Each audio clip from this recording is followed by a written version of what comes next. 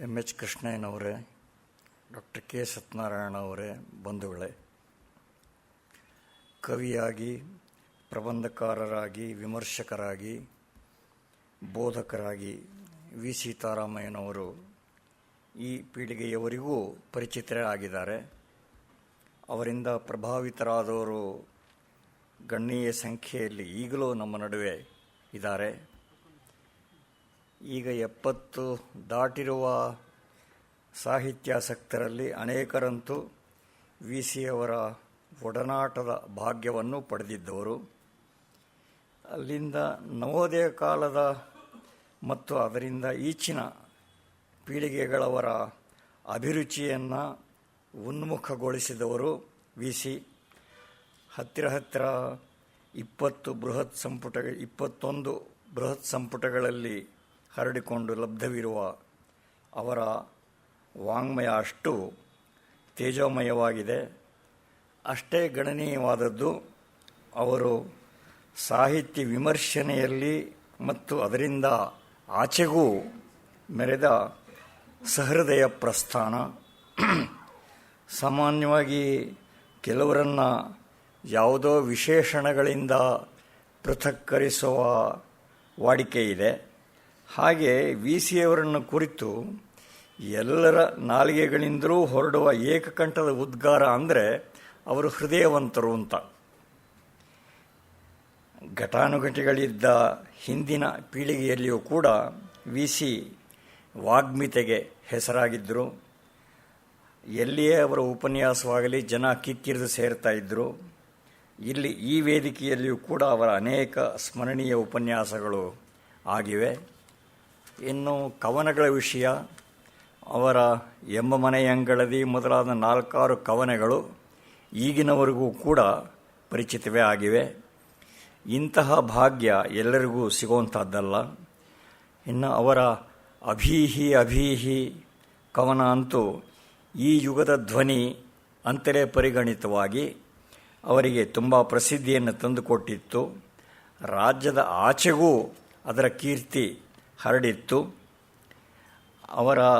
ಅದರ ಸಾಲುಗಳನ್ನು ಯಾರಿಂದಲೋ ಕೇಳಿದ ಪ್ರಸಿದ್ಧ ಮರಾಠಿ ಚಿಂತಕ ಸಾನೆ ಗುರೂಜಿಯವರು ಅದರ ಪೂರ್ಣ ಪಾಠ ತರಿಸಿಕೊಂಡು ಓದಿಸಿ, ನೋಡಿ ಈ ಯುಗಕ್ಕೆ ತುಂಬ ಅವಶ್ಯವಾಗಿ ಬೇಕಾಗಿದ್ದ ಸಂದೇಶ ಈ ಕವನದಲ್ಲಿ ಇದೆ ಅಂತ ಉದ್ಗಾರ ಮಾಡಿದರು. ಇವತ್ತು ವಿ ಸಿಯವರ 117ನೇ ಜನ್ಮದಿನ. ಅವರ ಜನನ 2 ಅಕ್ಟೋಬರ್ 1899. ಅವರು ಸ್ವರ್ಗವಾಸಿಗಳಾಗಿ 32 ವರ್ಷ ಕಳೆದಿವೆ. 4 ಸೆಪ್ಟೆಂಬರ್ 1983. ಆದರೆ ಅವರ ನೆನಪು ಕನ್ನಡಿಗರ ಮನಸ್ಸಿನಲ್ಲಿ ಮಾಸದೆ ಉಳಿದಿದೆ. ಈಗ ಮುಂಚೂಣಿಯಲ್ಲಿರುವ ಅನೇಕ ಕವಿಗಳು ಅವರಿಂದ ಪ್ರಭಾವಿತರಾಗಿದ್ದವರು.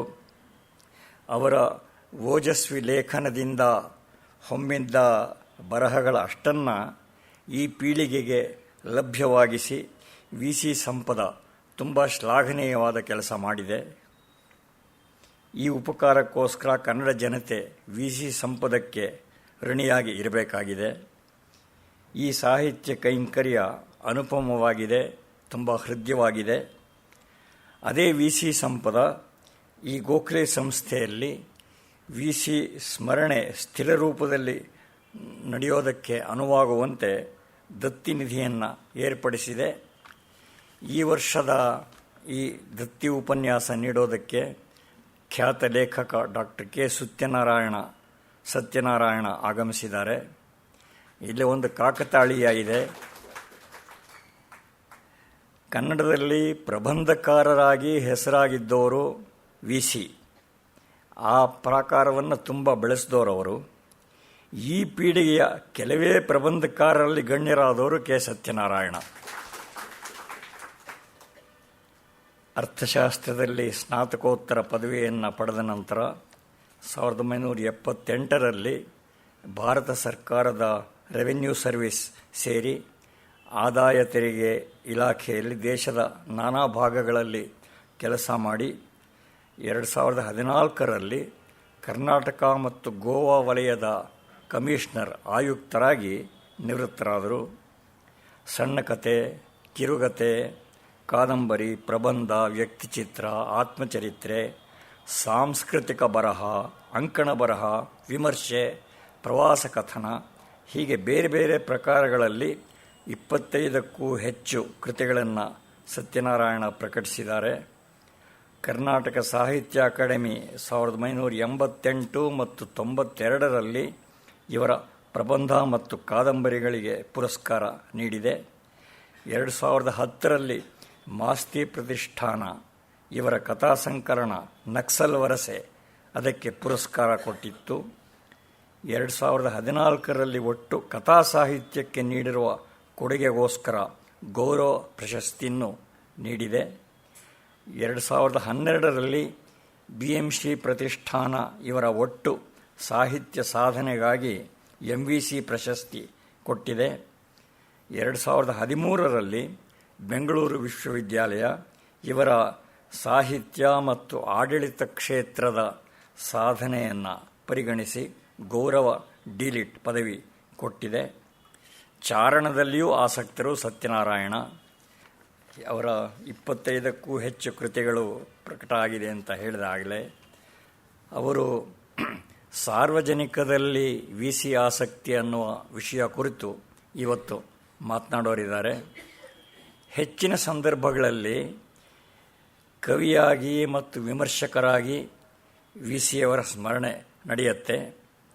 ಆದರೆ ರಾಜಕೀಯ, ಸಾಮಾಜಿಕ, ಆರ್ಥಿಕ ವಿದ್ಯಮಾನಗಳ ಪರಾಮರ್ಶಕರಾಗಿಯೂ ತುಂಬ ವ್ಯಾಪಕ ಬರವಣಿಗೆ ಮಾಡಿದವರು VC. ಅವರ ಸಾಧನೆಯ ಈ ಆಯಾಮವನ್ನು ಈ ಪೀಳಿಗೆಗೆ ಪರಿಚಯ ಮಾಡಬೇಕಾದ ಅವಶ್ಯಕತೆ ಇದೆ. ಈ ವಿಷಯವನ್ನು ಆಯ್ಕೆ ಮಾಡಿಕೊಂಡದ್ದಕ್ಕಾಗಿ ಕೆ. ಸತ್ಯನಾರಾಯಣ ಅವರನ್ನು ವಿಶೇಷವಾಗಿ ಅಭಿನಂದಿಸ್ತಾ ಇವತ್ತಿನ ಉಪನ್ಯಾಸ ಆರಂಭಿಸಬೇಕು ಅಂತ ಪ್ರಾರ್ಥನೆ ಮಾಡುತ್ತೇನೆ. ಕೂತ್ಕೊಂಡೇ ಮಾತಾಡ್ಬೋದು.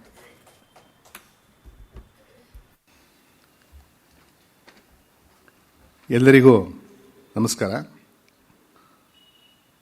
ನನ್ನ ಪರಿಚಯವನ್ನು ಮಾಡಿಕೊಟ್ಟ ಹಿರಿಯ ಲೇಖಕರು ಮತ್ತು ಈ ಸಂಸ್ಥೆಯ ಅಧ್ಯಕ್ಷರಾದಂಥ ಶ್ರೀ SR ರಾಮಸ್ವಾಮಿಯವರೇ, VC ಸಂಪದದ ಅಧ್ಯಕ್ಷರಾದ ಪ್ರೊಫೆಸರ್ ಕೃಷ್ಣಯ್ಯ ಅವರೇ, ಮತ್ತು ಇಲ್ಲಿ ಬಂದು ನಾನು ಮಾತಾಡೋದಕ್ಕೆ ಸೂಚಿಸಿ ಇವತ್ತು ಏನು ಮಾತಾಡಬೇಕು ಅಂತ ಏನು ಟಾಪಿಕ್ಕು ಅದ್ರ ಬಗ್ಗೆ ಚರ್ಚೆ ಮಾಡಿ ನನಗೆ ಇಲ್ಲಿ ಮಾತನಾಡೋಕ್ಕೆ ಪ್ರೇರಣೆಯನ್ನು ಕೊಟ್ಟಂಥ ಆತ್ಮೀಯರಾದ ME ವೆಂಕಟೇಶ್ ಮೂರ್ತಿಯವರೇ, ಸಾಹಿತ್ಯಾಸಕ್ತರೇ, VCಯವರ ಅಭಿಮಾನಿಗಳೇ, ನಿಮಗೆಲ್ಲರಿಗೂ ನಮಸ್ಕಾರ. ಇವತ್ತು ನನ್ನ ಭಾಷಣವನ್ನು ನಾನು 2-3 ಭಾಗದಲ್ಲಿ ಮಾತಾಡೋಕ್ಕೆ ಇಷ್ಟಪಡ್ತೀನಿ. ನಾಳೆ ಅವರ ಹುಟ್ಟುಹಬ್ಬ ಆದ್ದರಿಂದ ಸಂಕ್ಷಿಪ್ತವಾಗಿ ಅವರ ಕೃತಿ ಮತ್ತು ಬದುಕನ್ನು ಕುರಿತು ಕೆಲವು ಮಾತುಗಳನ್ನ ಹೇಳಿ, ನಂತರ ಅವರ ಮನೋಧರ್ಮ ಮತ್ತು ವೈಚಾರಿಕತೆ ಯಾವ ರೀತಿ ರೂಪುಗೊಂಡು ಅಂತ ಹೇಳಿ, ಆಮೇಲೆ ಅವರು ಕೆಲವು ಪುಸ್ತಕಗಳನ್ನ ಎಲ್ಲ ಪುಸ್ತಕಗಳನ್ನೂ ಅಲ್ಲ, ನಾನು ಆರಿಸ್ಕೊಂಡಿದ್ದೀನಲ್ಲ ವಿಷಯ ಸಾರ್ವಜನಿಕದಲ್ಲಿ VCಯವರ ಆಸಕ್ತಿ, ಅದಕ್ಕೆ ಸಂಬಂಧಪಟ್ಟಂಥ ಕೆಲವು ಪುಸ್ತಕಗಳನ್ನು ಪ್ರಸ್ತಾಪ ಮಾಡಿ, ಆಮೇಲೆ ಅವರಿಗೆ ಸಾರ್ವಜನಿಕ ಜೀವನದಲ್ಲಿ ಇದ್ದಂಥ ಆಸಕ್ತಿ ವ್ಯಾಪಕವಾಗಿ ಮತ್ತು ಆಳವಾಗಿ ವ್ಯಕ್ತವಾದಂತಹ ಅವರ ಅಂಕಣ ಬರಹಗಳನ್ನು ಪರಿಶೀಲಿಸಿ, ಕೊನೆಯದಾಗಿ ಅವರ ಅಂಕಣ ಬರಹಗಳು ಮತ್ತು ಅವರ ಮನೋಧರ್ಮ ಇವತ್ತಿಗೆ ಹೇಗೆ ಪ್ರಸ್ತುತವಾದವು ಅಂತ ಹೇಳಿ 4-5 ಭಾಗಗಳನ್ನು 4-5 ಹಂತದಲ್ಲಿ ನಾನು ಮಾಡ್ಕೊಂಡಿದ್ದೀನಿ. ನಾನು ನೀವೆಲ್ಲ ಹಿರಿಯರಿದ್ದರಿಂದ ಅಲ್ಲೇ ನಿಂತ್ಕೊಂಡು ಮಾತಾಡಬೇಕಾಗಿತ್ತು, ಆದರೆ ಸಾಕಷ್ಟು ಪುಸ್ತಕಗಳಿಗೆ ರೆಫರ್ ಮಾಡಬೇಕಾದ್ರಿಂದ ನಾನು ಕುಳಿತುಕೊಂಡು ಮಾತನಾಡೋಕ್ಕೆ ನಿಮ್ಮ ಅನುಮತಿಯನ್ನು ಬೇಡ್ತೇನೆ. ಅವರು VCಯವರ ಸಾಹಿತ್ಯ ಸುಮಾರು 10,000 ಪುಟಗಳಿದೆ. ಆ 10,000 ಪುಟಗಳಲ್ಲಿ 700 ಪುಟ ಮಾತ್ರ ಅವ್ರದ್ದು ಪೊಯಿಟ್ರಿ. ಇನ್ನು ಬಾಕಿದೆಲ್ಲ ಶಾಸ್ತ್ರ, ವಿಮರ್ಶೆ, ಅನುವಾದ ಮತ್ತು ಈ ಟೆಕ್ಸ್ಟ್ ಬುಕ್ಗಳು ಅಥವಾ ಬಯೋಗ್ರಫಿಗಳು, ಈ ಥರ ವಿವಿಧ ಪ್ರಕಾರಗಳಲ್ಲಿ ಅವರು ಕೆಲಸವನ್ನು ಮಾಡಿದ್ದಾರೆ. ಸಾಮಾನ್ಯವಾಗಿ ಈ ಶಾಸ್ತ್ರ ಬರವಣಿಗೆಯನ್ನು ಅಥವಾ ವೈಚಾರಿಕ ಬರವಣಿಗೆಯನ್ನು ಮಾಡೋರು ಸೃಜನಶೀಲ ಬರವಣಿಗೆಯನ್ನು ಮಾಡಲ್ಲ, ಅಥವಾ ಸೃಜನಶೀಲ ಬರವಣಿಗೆಯನ್ನು ಮಾಡೋರು ಅವ ತಮ್ಮ ಸೃಜನಶೀಲತೆಯ ಬಗ್ಗೆ ಭರವಸೆ ಕಡಿಮೆ ಆದಾಗ ಅಥವಾ ಕುಂಠಿತ ಆಗಿದೆ ಅನ್ನಿಸ್ದಾಗ ಶಾಸ್ತ್ರ ಬರವಣಿಗೆಗೆ ತೊಡಗ್ತಾರೆ.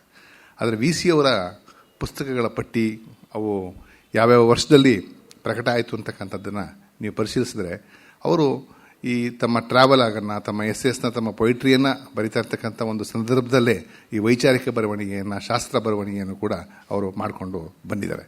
ಅಂದರೆ ಅವೆರಡಕ್ಕೂ ವಿ ಸಿ ಅವರು ಸಮಾನವಾದ ಪ್ರಾಶಸ್ತ್ಯವನ್ನು ಕೊಟ್ಟಂಥ ಒಬ್ಬ ಕನ್ನಡದ ಅಪರೂಪದ ಲೇಖಕ ಅನ್ನೋದನ್ನು ನಾನು ನಿಮಗೆ ಮೊದಲೇ ಹೇಳೋಕ್ಕೆ ಇಷ್ಟಪಡ್ತೀನಿ. 1937 ಅವ್ರದ್ದು ಹಣ ಪ್ರಪಂಚ ಅಂಥೇಳಿ ಒಂದು ಟ್ರಿಟೈಸ್ ಅಥವಾ ಒಂದು ಟೆಕ್ಸ್ಟ್ ಬುಕ್ ಅಥವಾ ರೆಫರೆನ್ಸ್ ಬುಕ್ ಅಂತ ನಾವೇನು ಹೇಳ್ತೀವಿ, ಅದು ಮೈಸೂರು ಯೂನಿವರ್ಸಿಟಿಯವರು ಆವಾಗಲೇ ಅದನ್ನು ಪಬ್ಲಿಷ್ ಮಾಡಿದರು. ಅದು 58ರಲ್ಲಿ ಕೂಡ ಅದು ರೀಪ್ರಿಂಟ್ ಆಯಿತು. ಇದು ಅದಕ್ಕೆ ಮುಂಚೆ ಅವ್ರದ್ದು ಪಂಪಯಾತ್ರೆ ಪಬ್ಲಿಷ್ ಆಗಿತ್ತು. ಅದೇ ಸಮಯದಲ್ಲಿ ಅವರ ಕವನಗಳು ಮತ್ತು ಪ್ರಬಂಧಗಳು ಕೂಡ ಪ್ರಿಂಟ್ ಆಗ್ತಾಯಿತ್ತು. ಅಂದರೆ ಒಟ್ಟಿಗೆ ಅದನ್ನು ನಡೆಸ್ಕೊಂಡು ಹೋಗ್ತಾಯಿದ್ರು. ಅದರಲ್ಲಿ ಅವರು ಭೇದ ಭಾವವನ್ನು ಮಾಡ್ತಾ ಇರಲಿಲ್ಲ ಅಂತೇಳಿ. ಆಮೇಲೆ ಈಗ ಸಾರ್ವಜನಿಕ ಪಬ್ಲಿಕ್ ಅಥವಾ ಪಬ್ಲಿಕ್ ಅಂದ್ರೇನು, ಪಬ್ಲಿಕ್ ಇಂಟ್ರೆಸ್ಟ್ ಅಂದ್ರೇನು ಅಂತಕ್ಕಂಥದ್ದನ್ನು ನಾವು ಮೊದಲು ನಮಗೆ ಸ್ಪಷ್ಟಪಡಿಸ್ಕೋಬೇಕು. ಅದು ಬಹಳ ಕಷ್ಟ. ಸಾರ್ವಜನಿಕ ಅಂದ್ರೇನು, ಸಾರ್ವಜನಿಕ ಆಸಕ್ತಿ ಅಂತಕ್ಕಂಥದ್ದು ಅಂದ್ರೆ ಏನು, ನಾವು ಸಾರ್ವಜನಿಕ ಅಭಿಪ್ರಾಯ ಅಂದ್ರೇನು. ಈಗ ಕೆಲವರು ಹೇಳ್ತಾರೆ, ಕೆಲವರು ಸಂಪಾದಕರು ಅವ್ರು ಬರೀಬೇಕಾದ್ರೆ ನಾವು ಅಂತ ಒಂದು ಪದ ಬರೀತಾರೆ. ನಾವು ಅಂದ್ರೆ ಯಾರು? ಅದು ಒಬ್ಬರೇ ಒಬ್ಬ ಸಂಪಾದಕ, ಒಬ್ಬ ಮಾಲೀಕ.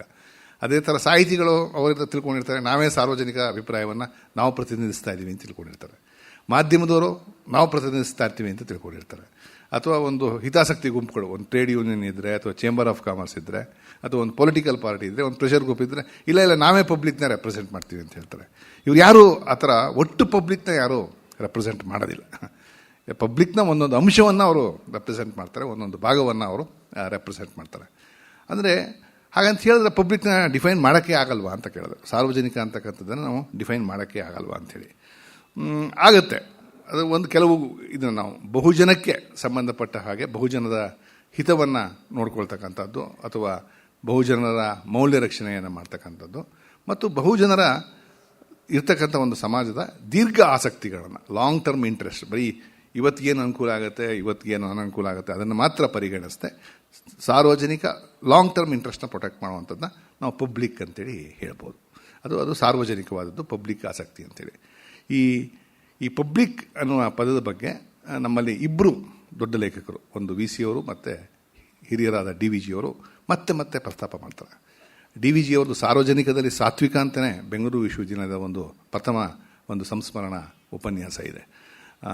ಪಬ್ಲಿಕ್ ಲೈಫ್ ಶುಡ್ ಬಿ ಸ್ಪಿರಿಚುವಲೈಸ್ಡ್ ಅಂಥೇಳಿ ಏನು ಗೋಖಲೆ ಅವರು ಹೇಳಿದರು, ಆ ಮಾತನ್ನು ಅನ್ವಯ ಮಾಡಿಕೊಂಡೇ ಅವರು ಈ ಥರದ ಒಂದು ಸಂಸ್ಥೆಯನ್ನು ತೆರೆದರು. ಈ ಡಿ ವಿ ಜಿಯವರ ಸಾರ್ವಜನಿಕ ಆಸಕ್ತಿ ಬೇರೆ ಥರದ್ದು, ವಿ ಸಿ ಅವ್ರದ್ದು ಬೇರೆ ಥರದ್ದು. ಈ ಡಿ ವಿ ಜಿ ಅಂದರೆ ಅವರು MLA, ಆಗಿನ ಕಾಲದ ರೆಪ್ರೆಸೆಂಟೇಟಿವ್ ಅಸೆಂಬ್ಲಿ ಮೆಂಬರ್ ಆಗಿದ್ದವರು, ಕಾರ್ಪೊರೇಟರ್ ಆಗಿದ್ದವರು, ಎಡಿಟರ್ ಆಗಿದ್ದವರು, ಜರ್ನಲಿಸ್ಟು ಮತ್ತು ಫ್ರೀಲಾನ್ಸರ್. ಅವ್ರು ಯಾವುದೇ ಉದ್ಯೋಗದಲ್ಲಿ ಯಾವತ್ತೂ ಇರಲಿಲ್ಲ ಡಿ ವಿ ಜಿಯವರು. ಆಮೇಲೆ ಅವ್ರಿಗೆ ಅನೇಕ ಆಸಕ್ತಿಗಳಿತ್ತು. ಅದರಲ್ಲಿ ಸಾರ್ವಜನಿಕ ಬದುಕಿನ ಅರ್ಥಶಾಸ್ತ್ರ, ರಾಜ್ಯಶಾಸ್ತ್ರ, ಆ ಥರದ ಆಸಕ್ತಿನೂ ಒಂದು. ವಿ ಸಿ ಅವರು ಹಾಗಲ್ಲ. ವಿ ಸಿ ಅವರು ಮೊದಲು ಬಾಂಬೆನಲ್ಲಿ ಕೆಲಸದಲ್ಲಿದ್ದರು, ಆಮೇಲೆ ಯೂನಿವರ್ಸಿಟಿನಲ್ಲಿ ಟೀಚರ್ ಆಗಿದ್ದರು, ಗೌರ್ಮೆಂಟ್ ಕಾಲೇಜ್ನ ಸೂಪರ್ಡೆಂಟ್ ಆಗಿದ್ದರು, ಆಮೇಲೆ ಇನ್ನೆಲ್ಲೋ ಹೊನ್ನಾವರದ ಕಾಲೇಜಿನಲ್ಲಿ ಪ್ರಿನ್ಸಿಪಾಲ್ ಆಗಿ ಕೆಲಸ ಮಾಡಿದ್ರು, ಆಮೇಲೆ AARನಲ್ಲಿ ಕೆಲಸ ಮಾಡಿದ್ರು, IBH ಇದಕ್ಕೆ ಎಡಿಟೋರಿಯಲ್ ಅಡ್ವೈಸರ್ ಆಗಿದ್ರು. ಈ ಥರ ನಮ್ಮ ಮಧ್ಯಮ ವರ್ಗದವ್ರು ಏನೇನು ವೃತ್ತಿಗಳನ್ನ ಮಾಡ್ಬೋದು ಎಲ್ಲವನ್ನ ಮಾಡಿಕೊಂಡು ವಿ ಸಿ ಅವರು ಸಾರ್ವಜನಿಕದಲ್ಲಿ ಒಂದು ಆಸಕ್ತಿಯನ್ನು ಅವರು ಇಟ್ಕೊಂಡಿದ್ರು. D V G 100% public person. ಅದೇನು ಡೌಟೇ ಇಲ್ಲ. ಅವರು MLA, ಕಾರ್ಪೊರೇಟ್ರು, ಎಡಿಟರ್, ಜರ್ನಲಿಸ್ಟು ಯಾವುದನ್ನು ತೊಗೊಂಡ್ರು ಅವರು ಮುಖ್ಯವಾದದ್ದೇ ಡಿ ವಿ ಜಿ ಅವರಿಗೆ ಸಾರ್ವಜನಿಕವಾದ ಆಸಕ್ತಿ. ಅವ್ರಿಗೆ ವಿ ಸಿ ಅವ್ರಿಗೆ ಯಾವ ಥರ ಅಂತಂದರೆ, ಅವರು ಸಾಹಿತ್ಯ ಸಮ್ಮೇಳನವನ್ನು ಉದ್ದೇಶಿಸಿ ಮಾತನಾಡೋಕ್ಕಿಂತ ಮುಂಚೆ 1936ರಲ್ಲಿ ಕರ್ನಾಟಕ ವ್ಯಾಪಾರಿಗಳ ಸಂಘದ ಸಮ್ಮೇಳನಕ್ಕೆ ಹೋಗಿ ಮಾತಾಡಿರ್ತಾರೆ ವಿ ಸಿ ಅವರು. ಅದವರ ರೇಂಜ್ ಆಫ್ ಇಂಟ್ರೆಸ್ಟ್ನ ತೋರಿಸ್ತಕ್ಕಂಥ ಒಂದು ಸಂದರ್ಭ ಅವರು. ಆಮೇಲೆ ವಿ ಸಿ ಅವರ ಬರಹಗಳನ್ನು ನೀವು ಅವರಲ್ಲಿ ಈ ಒಂದನ್ನು ಗಮನಿಸಿದ್ರೆ, ಯಾರಿಗೆ ಖಾಸಗಿ ಆಸಕ್ತಿಗಳು, ಖಾಸಗಿ ಜೀವನ ಚೆನ್ನಾಗಿರುತ್ತೆ, ರುಚಿಯಾಗಿರುತ್ತೆ, ಶುಚಿಯಾಗಿರುತ್ತೆ, ಅವರಿಗೆ ಸಾರ್ವಜನಿಕದ ಆಸಕ್ತಿ ಮತ್ತು ಸಾರ್ವಜನಿಕ ರುಚಿ, ಸಾರ್ವಜನಿಕ ಜೀವನವನ್ನು ಕುರಿತಂಥ ಕಾಳಜಿನೂ ಚೆನ್ನಾಗಿರುತ್ತೆ. ಈಗ ಮನೆ ಬಗ್ಗೆನೇ ಗಮನ ಕೊಡದೆ, ಊಟ ತಿಂಡಿ ಬಗ್ಗೆನೇ ಗಮನ ಕೊಡದೆ, ನಾವು ಹಾಕೊಳ್ತಕ್ಕಂಥ ಬಟ್ಟೆ ಬರೆ ಬಗ್ಗೆ ಗಮನ ಕೊಡದೆ, ಮನೆ ಅಚ್ಚುಕಟ್ಟಾಗಿದೆಯೋ ಇಲ್ವೋ, ನೃತ್ಯ ಬೇಡವಾ, ಕಲೆ ಬೇಡವಾ, ಇದೆಲ್ಲವನ್ನೂ ಬಿಟ್ಬಿಟ್ಟು ಬರೀ ಸಾರ್ವಜನಿಕದ ಬಗ್ಗೆ ಆಸಕ್ತಿನ ತಿಳಿದ್ರೆ ಅದರಲ್ಲಿ ಖಂಡಿತ ಏನೂ ಪ್ರಯೋಜನ ಇಲ್ಲ. ಅದರಿಂದ ಸಾರ್ವಜನಿಕ ಜೀವನಕ್ಕೆ ರುಚಿ ಬರಲ್ಲ. ಈಗ ನೀವು ಡಿ ವಿ ಜಿ ಅವ್ರನ್ನೇ ಗಮನಿಸ್ಬೋದು. ಫಾರ್ ಎಕ್ಸಾಂಪಲ್, ಅವರು ಉಮರನ ವಸಿಗೆಯನ್ನು ಬರೀತಿದ್ರು, ಶೃಂಗಾರ ಮಂಗಳಂನೂ ಬರೀತಿದ್ರು. ಅದೇ ರೀತಿ ಅವರಿಗೆ ಒಬ್ಬ MLA ಯಾವ ಥರ ಕೆಲಸ ಮಾಡಬೇಕು, ಮಂತ್ರಿ ಯಾವ ಥರ ಕೆಲಸ ಮಾಡಬೇಕು ಅಂತ ಆಸಕ್ತಿನೂ ಇತ್ತು. ಅದೇ ರೀತಿ ನೀವು ವಿ ಸಿ ಅವರನ್ನು ಗಮನಿಸಿದ್ರು ಕೂಡ ಅವರಿಗೆ ಒಂದು ದೋಸೆ ಹೇಗಿರಬೇಕು, ಒಂದು ರುಮಾಲ್ನ ಹೇಗೆ ಹಾಕ್ಕೊಳ್ಬೇಕು, ಮತ್ತು ಯಾವ್ಯಾವ ಪತ್ರಿಕೆಗಳನ್ನು, ಅತ್ಯುತ್ತಮವಾದ ಪತ್ರಿಕೆಗಳನ್ನು ಓದಬೇಕು, ಈ ಥರ ಅವರಿಗೆ ಖಾಸಗಿ ಜೀವನದಲ್ಲೂ ಒಳ್ಳೆ ರುಚಿ ಇತ್ತು. ಆದ್ದರಿಂದ ಹೇಳ್ತಾ ಇರೋದೇನೆಂದರೆ, ಯಾರಿಗೆ ಖಾಸಗಿ ಜೀವನದಲ್ಲಿ ಮತ್ತು ಖಾಸಗಿ ಅಭಿರುಚಿಗಳು ಚೆನ್ನಾಗಿರುತ್ತೆ. ಅಂಥವರಿಗೆ ಸಾರ್ವಜನಿಕದ ಜೀವನದ ಬಗ್ಗೆ ಆಸಕ್ತಿ ಇದ್ದರೆ ಅದು ಒಂದು ನಿಜವಾಗ್ಲೂ ಒಳ್ಳೆಯ ಅಂಶ. ತಮ್ಮ ಮನೆಯನ್ನೇ ಮರೆತು ಅವರು ಮಾರನ್ನು ಗೆಲ್ಲಕ್ಕೆ ಹೋದರೆ ಅಂಥವರಿಂದ ನಮಗೇನು ಪ್ರಯೋಜನ ಆಗಲ್ಲ. ಈ ವಿ ಸಿ ಮತ್ತು ಡಿ ವಿ ಜಿ ಇಬ್ಬರು ಆ ಥರದವರು, ಒಂದು ಬ್ಯಾಲೆನ್ಸನ್ನು ಮತ್ತು ಒಂದು ಸಮತೋಲನವನ್ನು ಸಾಧಿಸಿದವರು. ಆಮೇಲೆ ಇನ್ನೊಂದೇನು ಅಂದರೆ ವಿ ಸಿ ಅವರು 1920 ಅವರು ಬಾಂಬೆಗೆ ಹೋಗ್ತಾರೆ. 22 ಬಾಂಬೆಗೆ ಹೋಗ್ತಾರೆ. ಸಾಮಾನ್ಯವಾಗಿ ನಮ್ಮಲ್ಲಿ ಏನು ಅಂತಂದರೆ, ನೀವು ಕನ್ನಡ ಸಾಹಿತ್ಯವನ್ನು ಅಥವಾ ಯಾವುದೇ ಭಾರತೀಯ ಭಾಷೆಯ ಸಾಹಿತ್ಯವನ್ನು ಪರಿಶೀಲಿಸಿದ್ರೆ, ಅವರು ನಗರಕ್ಕೆ ಬರ್ತಾರಲ್ಲ ಹಳ್ಳಿಯಿಂದ ಅಥವಾ ಒಂದು ಸಣ್ಣ ಪಟ್ಟಣದ ಹಿನ್ನೆಲೆಯಿಂದ ಬಂದ ತಕ್ಷಣ ಅವ್ರು ಏನು ಅಂದ್ಕೊಳ್ತಾರೆ ಅಂದರೆ, ಪಟ್ಟಣ ಅಂತಂದರೆ ಅದೊಂದು ಕ್ರೌರ್ಯವನ್ನು ಶೋಧಿಸುವಂಥದ್ದು ಅಥವಾ ನಮಗೆ ಅನಾಥ ಪ್ರಜ್ಞೆಯನ್ನು ಮೂಡಿಸುತ್ತೆ. ನಾವು ಹಳ್ಳಿ ಜನ ಅಂತಂದರೆ ಒಂದು ಮುಗ್ಧರು, ಸರಳರು, ನಮ್ಮನ್ನು ಹಾಳು ಮಾಡಿಬಿಡುತ್ತೆ, ನಮ್ಮನ್ನು ಶೋಷಣೆ ಮಾಡಿಬಿಡುತ್ತೆ ಅಂತಕ್ಕಂಥ ಒಂದು ಭಾವನೆ ಬರುತ್ತೆ. ಆದರೆ ವಿ ಸಿ ಅವ್ರಿಗೆ ಒಂದು ವಿಶೇಷ ಏನು ಅಂತಂದರೆ, ಅವರಿಗೆ ಕನ್ನಡ ಲೇಖಕರಲ್ಲಿ ಅವರಿಗೆ ನಗರಗಳ ಬಗ್ಗೆ ಭಯ ಇರಲಿಲ್ಲ ಅಥವಾ ಹೆದರಿಕೆ ಇರಲಿಲ್ಲ. ನಗರಗಳು ಅನೇಕ ಜನರ ಬದುಕಿಗೆ ಒಂದು ಹೊಸ ಸಾಧ್ಯತೆಯನ್ನು ತೆರೆಯುತ್ತೆ ಅಂತಕ್ಕಂಥ ಒಂದು ಮನೋಭಾವವನ್ನು ವಿ ಸಿ ಅವರು ಆ ಕಾಲಕ್ಕೆ ಅವರು ಹೇಳಿದರು. ಅವರು ಬಾಂಬೆನಲ್ಲಿ ನೋಡಿ ನಾವು ಹೇಳ್ತೀವಿ, ಬಾಂಬೆ ಏನು ಒಂಥರ ಕ್ಯಾಟಿಕ್ ಆಗಿರುತ್ತಪ್ಪ, ಅಲ್ಲಿ ಟ್ರಾಫಿಕ್ಕಿಂದ ಹಿಡಿದು ಪ್ರತಿಯೊಂದು ಯಾರೂ ಕೇಳೋರಿಲ್ಲ ಒಂಥರ ಅಂತ ಹೇಳಿದ್ರೆ, ಅವರು ಆ ಕಾಲದಲ್ಲೇ ಒಂದು ಮಾತು ಬರೀತಾರೆ, ಯಾವುದೋ ಆಸಕ್ತಿಯಿಂದ ಪ್ರಯೋಜನಾಕಾಂಕ್ಷೆಯಿಂದ ಎಲ್ಲ ಜೀವನವೂ ಅಲ್ಲಿಯೂ ದಿನ 100 ಸೂತ್ರಗಳಿಗೆ ಒಳಪಟ್ಟು ನಡೆಯುತ್ತಿತ್ತು ಅಂತ ಹೇಳ್ತಾರೆ. ಬಾಂಬೆ ಜೀವನ 100 ಸೂತ್ರಗಳು ಇರ್ತಂತೆ ಬಾಂಬೆನಲ್ಲಿ. ಆ 100 ಸೂತ್ರಗಳನ್ನು ನಾವು ಅರ್ಥ ಮಾಡ್ಕೊಳ್ಬೇಕು ಅಂಥೇಳಿ. ಬೊಂಬಾಯಿ ಜೀವನ ಆಳವಾದದ್ದು, ವಿಧವಾದದ್ದು, ಉನ್ನತವಾದದ್ದು. ಬಾಂಬೆನ ಅವ್ರು ಬಿಟ್ಟು ಬಂದ್ಬಿಡ್ಬೇಕಾಗತ್ತೆ ಆರೋಗ್ಯದ ಕಾರಣಕ್ಕೆ, ಮತ್ತು ಇಲ್ಲಿ ಅವರಿಗೆ ಬೇರೆಯವರೆಲ್ಲ ಪ್ರೋತ್ಸಾಹ ಕೊಡ್ತಾರೆ. ಆ ಕಾರಣಕ್ಕೆ ಅವರು ಬಾಂಬೆಯನ್ನು ಬಿಟ್ಟು ಬರ್ತಾರೆ. ಅವಾಗ ಅವ್ರೇನು ಬರೀತಾರೆ ಅಂತಂದರೆ, ಆ ಬಾಂಬೆ ಒದಗಿಸ್ತಕ್ಕಂತಹ ಜೀವನಾವಕಾಶಗಳನ್ನು ದುಡಿಸ್ಕೊಳ್ಳೋಕ್ಕೆ ನನಗೆ ಒಂದು ಅವಕಾಶ ಇರಲಿಲ್ಲ ಅಂತ ಹೇಳ್ತಾರೆ. ಇದು ಕೂಡ ಅವರ ಸಾರ್ವಜನಿಕದ ಆಸಕ್ತಿಯನ್ನು ಪ್ರಭಾವಿಸ್ತಕ್ಕಂಥ ಒಂದು ಅಂಶ. ನಗರಗಳ ಬಗ್ಗೆ ಭಯ ಇಲ್ಲದೆ ಇರತಕ್ಕಂಥದ್ದು ಅಥವಾ ಒಂದು ವಿಕೃತ ಧೋರಣೆಯಲ್ಲಿ ಇಲ್ಲದೆ ಇರತಕ್ಕಂಥದ್ದು, ಒಂದು ಸಮತೋಲನದ ದೃಷ್ಟಿ ಇರ್ತಕ್ಕಂಥದ್ದು. ಈ 100 ಸೂತ್ರಗಳನ್ನು ಬಾಂಬೆ ನಡೆಸ್ತಾ ಇದೆ ಅಥವಾ ಬಾಂಬೆ ಅಳವಡಿಸ್ಕೊಂಡಿದೆ ಅಂತ ಹೇಳ್ತಾರಲ್ಲ, ಆ 100 ಸೂತ್ರಗಳು ಯಾವುದು? ಆ 100 ಸೂತ್ರಗಳನ್ನ ಕಂಡುಕೊಳ್ಳೋದೇನೆ ಕೈಗಾರಿಕೆ ಹೇಗೆ ಬೆಳೀಬೇಕು, ಕಾರ್ಮಿಕರು ಹೇಗೆ ಬೆಳೀಬೇಕು, ಸಂಸ್ಕೃತಿ ಹೇಗೆ ಬೆಳೀಬೇಕು ಅನ್ನೋದನ್ನು ಕಂಡುಕೊಳ್ಳೋದೇ ನಿಜವಾಗ್ಲೂ ಸಾರ್ವಜನಿಕರ ಆಸಕ್ತಿ. ಆಮೇಲೆ ಇನ್ನೊಂದು, ನೀವು ವಿ ಸಿ ಅವರಲ್ಲಿ ಅವರ ಮನೋಧರ್ಮವನ್ನು ರೂಪಿಸಿದ ಇನ್ನೊಂದು ಸಂಗತಿ ಅಂತಂದರೆ, ಅವರು ಸಾಹಿತ್ಯದ ಫಾರ್ಮಲ್ ವಿದ್ಯಾರ್ಥಿ ಅಲ್ಲ, MA ಕನ್ನಡ ಮಾಡಿದವರಲ್ಲ. ಅವರು ಪಾಲಿಟಿಕ್ಸ್ ಅಥವಾ ಪೊಲಿಟಿಕಲ್ ಎಕಾನಮಿ ಅಂತ ಆಗಿನ ಕಾಲದಲ್ಲಿ ಹೇಳ್ತಿದ್ರು, ಅದು ಮತ್ತು ಎಕನಾಮಿಕ್ಸ್ ಮತ್ತು ಫಿಲಾಸಫಿಯನ್ನು ಇದು ಮಾಡಿದವರು. ರಾಧಾಕೃಷ್ಣನ್ ಮತ್ತು ಹಿರಿಯಣ್ಣ ಅವ್ರಿಗೆ ಇವ್ರನ್ನೇನಾದರೂ ಮಾಡಿ ಫಿಲಾಸಫಿನಲ್ಲಿ ಒಂದು ಸ್ನಾತಕೋತ್ತರ ಪದವಿಯನ್ನು ಸೇರಿಸ್ಕೋಬೇಕು ಅಂತ ಆಸೆ ಇರುತ್ತೆ. ಇವರು ಬೇರೆ ಬೇರೆ ಕಾರಣಗಳಿಗೆ ಮತ್ತು ಅರ್ಥಶಾಸ್ತ್ರದಲ್ಲಿ ತೀವ್ರವಾದ ಆಸಕ್ತಿ ಇದ್ದ ಕಾರಣಕ್ಕೂ ಕೂಡ ಇವರು ಅರ್ಥಶಾಸ್ತ್ರವನ್ನೇ ತಗೊಳ್ತಾರೆ. ಆವಾಗ ರಾಧಾಕೃಷ್ಣನ್ ಒಂದ್ಸಲ ಇವರನ್ನು ಕೂಗ್ಬಿಟ್ಟು ಹುಡುಗರು ತೋರಿಸ್ಬಿಟ್ಟು ಗೇಲಿ ಮಾಡ್ತಾರೆ. Look at this fellow, he has deserted us for the sake of economics and he has prostituted his intellect, you should have come to philosophy ಅಂತೇಳಿ ಒಂದು ಜೋಕ್ ಮಾಡ್ತಾರೆ. ಆದರೆ ತತ್ವಶಾಸ್ತ್ರದಲ್ಲಿ ಅವರು ಯಾವತ್ತೂ ಆಸಕ್ತಿಯನ್ನು ಕಳ್ಕೊಳ್ಳೋದಿಲ್ಲ. ಆಮೇಲೆ ಅವರ ಇದಿರುತ್ತಲ್ಲ, ಏನು ಈ ರೇಂಜ್ ಆಫ್ ಇಂಟ್ರೆಸ್ಟ್, ಆಸಕ್ತಿಗಳ ಹರಿವು ಅಂತ ನಾವು ಏನನ್ನ ಹೇಳ್ತೀನಿ, ಅದು ಬಹಳ ಆ ಕಾಲಕ್ಕೂ ಮತ್ತು ಈ ಕಾಲಕ್ಕೂ ಅಪರೂಪದ್ದು. ಈ ಸೋಷಿಯಲ್ ಸೈನ್ಸಸ್ನ ಜಾಸ್ತಿ ಕವರ್ ಮಾಡ್ತಾರೆ. ಅವ್ರು ಹೇಳ್ತಾರೆ, ಅವರ ಬಯೋಗ್ರಫಿಯನ್ನು ಬರೆದಿರ್ತಕ್ಕಂಥ ನಮ್ಮ ವೆಂಕಟೇಶ್ ಮೂರ್ತಿಯವರು, ಪರೀಕ್ಷೆಗಾಗಿ ಓದಿದ್ದು ಕಡಿಮೆ ಆದ್ದರಿಂದ ವಿಶ್ವವಿದ್ಯಾನಿಲಯದ ಪುಸ್ತಕ ಭಂಡಾರದಲ್ಲಿ ಹೊಸದಾಗಿ ಬರುತ್ತಿದ್ದ ಪಠ್ಯ ಭಾಗಗಳಿಗೆ ಸಂಬಂಧಿಸದೆ ಹೋದ ಎಲ್ಲ ಪುಸ್ತಕಗಳನ್ನು ಓದುವ ಅಭ್ಯಾಸವನ್ನು ಬೆಳೆಸಿಕೊಂಡರು. ಸಾಹಿತ್ಯ, ಕಲೆ, ತತ್ವಶಾಸ್ತ್ರ, ಸಮಾಜಶಾಸ್ತ್ರ, ಅರ್ಥಶಾಸ್ತ್ರ, ರಾಜ್ಯಶಾಸ್ತ್ರ, ವಿಜ್ಞಾನ, ರಿಲಿಜನ್, ಕಾನೂನು ಇತ್ಯಾದಿ ಯಾವ ವಿಷಯವೂ ಅವರು ವ್ಯಾಸಂಗಕ್ಕೆ ಹೊರತಾಗಲಿಲ್ಲ. ಜೊತೆಗೆ ಆ ಕಾಲದ ವಿದೇಶಿ ಇಂಗ್ಲಿಷ್ ಪತ್ರಿಕೆಗಳಾದ Manchester Guardian, Times Literary Supplement, Adelphi, Economist, Nation, London Mercury, Theatre Arts ಮುಂತಾದವನ್ನು ಓದುತ್ತಿದ್ದರು. ಇದು ಕೊನೆಯವರೆಗೆ ಅವರ ತಪ್ಪದ ದಿನಚರಿಯಾಗಿ ಉಳಿಯಿತು. ಮುಂದಿನ ವಾಕ್ಯವನ್ನು ನೀವು ಸ್ವಲ್ಪ ಗಮನ ಇಟ್ಟು ಕೇಳಬೇಕು. ಇದರಿಂದ ಅವರ ಓದಿಗೆ, ಆಲೋಚನೆಗೆ ಒಂದು ವಿಸ್ತಾರ, ತುಂಬು ಮತ್ತು ವಿಚಕ್ಷಣೆ ಒದಗಿತು. ಲೋಕದಲ್ಲಿ ಎಷ್ಟು ಬಗೆಯ ಮನೋವ್ಯಾಪಾರ, ದೃಷ್ಟಿರೀತಿ, ಯೋಗ್ಯತೆ ಇರಬಲ್ಲದು ಎಂಬುದು ತಿಳಿಯಿತು. ಲೋಕದಲ್ಲಿ ಎಷ್ಟು ಬಗೆಯ ಮನೋವ್ಯಾಪಾರ, ದೃಷ್ಟಿರೀತಿ, ಯೋಗ್ಯತೆ ಇರಬಲ್ಲದು ಎಂಬುದು ತಿಳಿಯಿತು. ಈ ಹರವನ್ನು ಅವರು ಮುಂದೆ ತಮ್ಮ ಅಂಕಣ ಬರಹಗಳಲ್ಲೂ ಕೂಡ ಅವರು ಉಪಯೋಗಿಸ್ಕೊಂಡವರು. ಅದು ಅವರ ಕ್ಲಾಸ್ನಲ್ಲಿ ಕೂಡ ಅದು ವ್ಯಕ್ತ ಆಗ್ತಿತ್ತಂಥದ್ದು. ಅವರು ಕನ್ನಡ ರಾಘವಾಂಕನ್ ಪಾಠ ಮಾಡುವಾಗ ಯಾವುದೋ ಫಿಲಾಸಫಿಗೆ ಹೋಗ್ಬಿಡ್ತಿದ್ರಂತೆ ಅಥವಾ ಎಕನಾಮಿಕ್ಸ್ಗೆ ಹೋಗ್ಬಿಡ್ತಿದ್ರಂತೆ.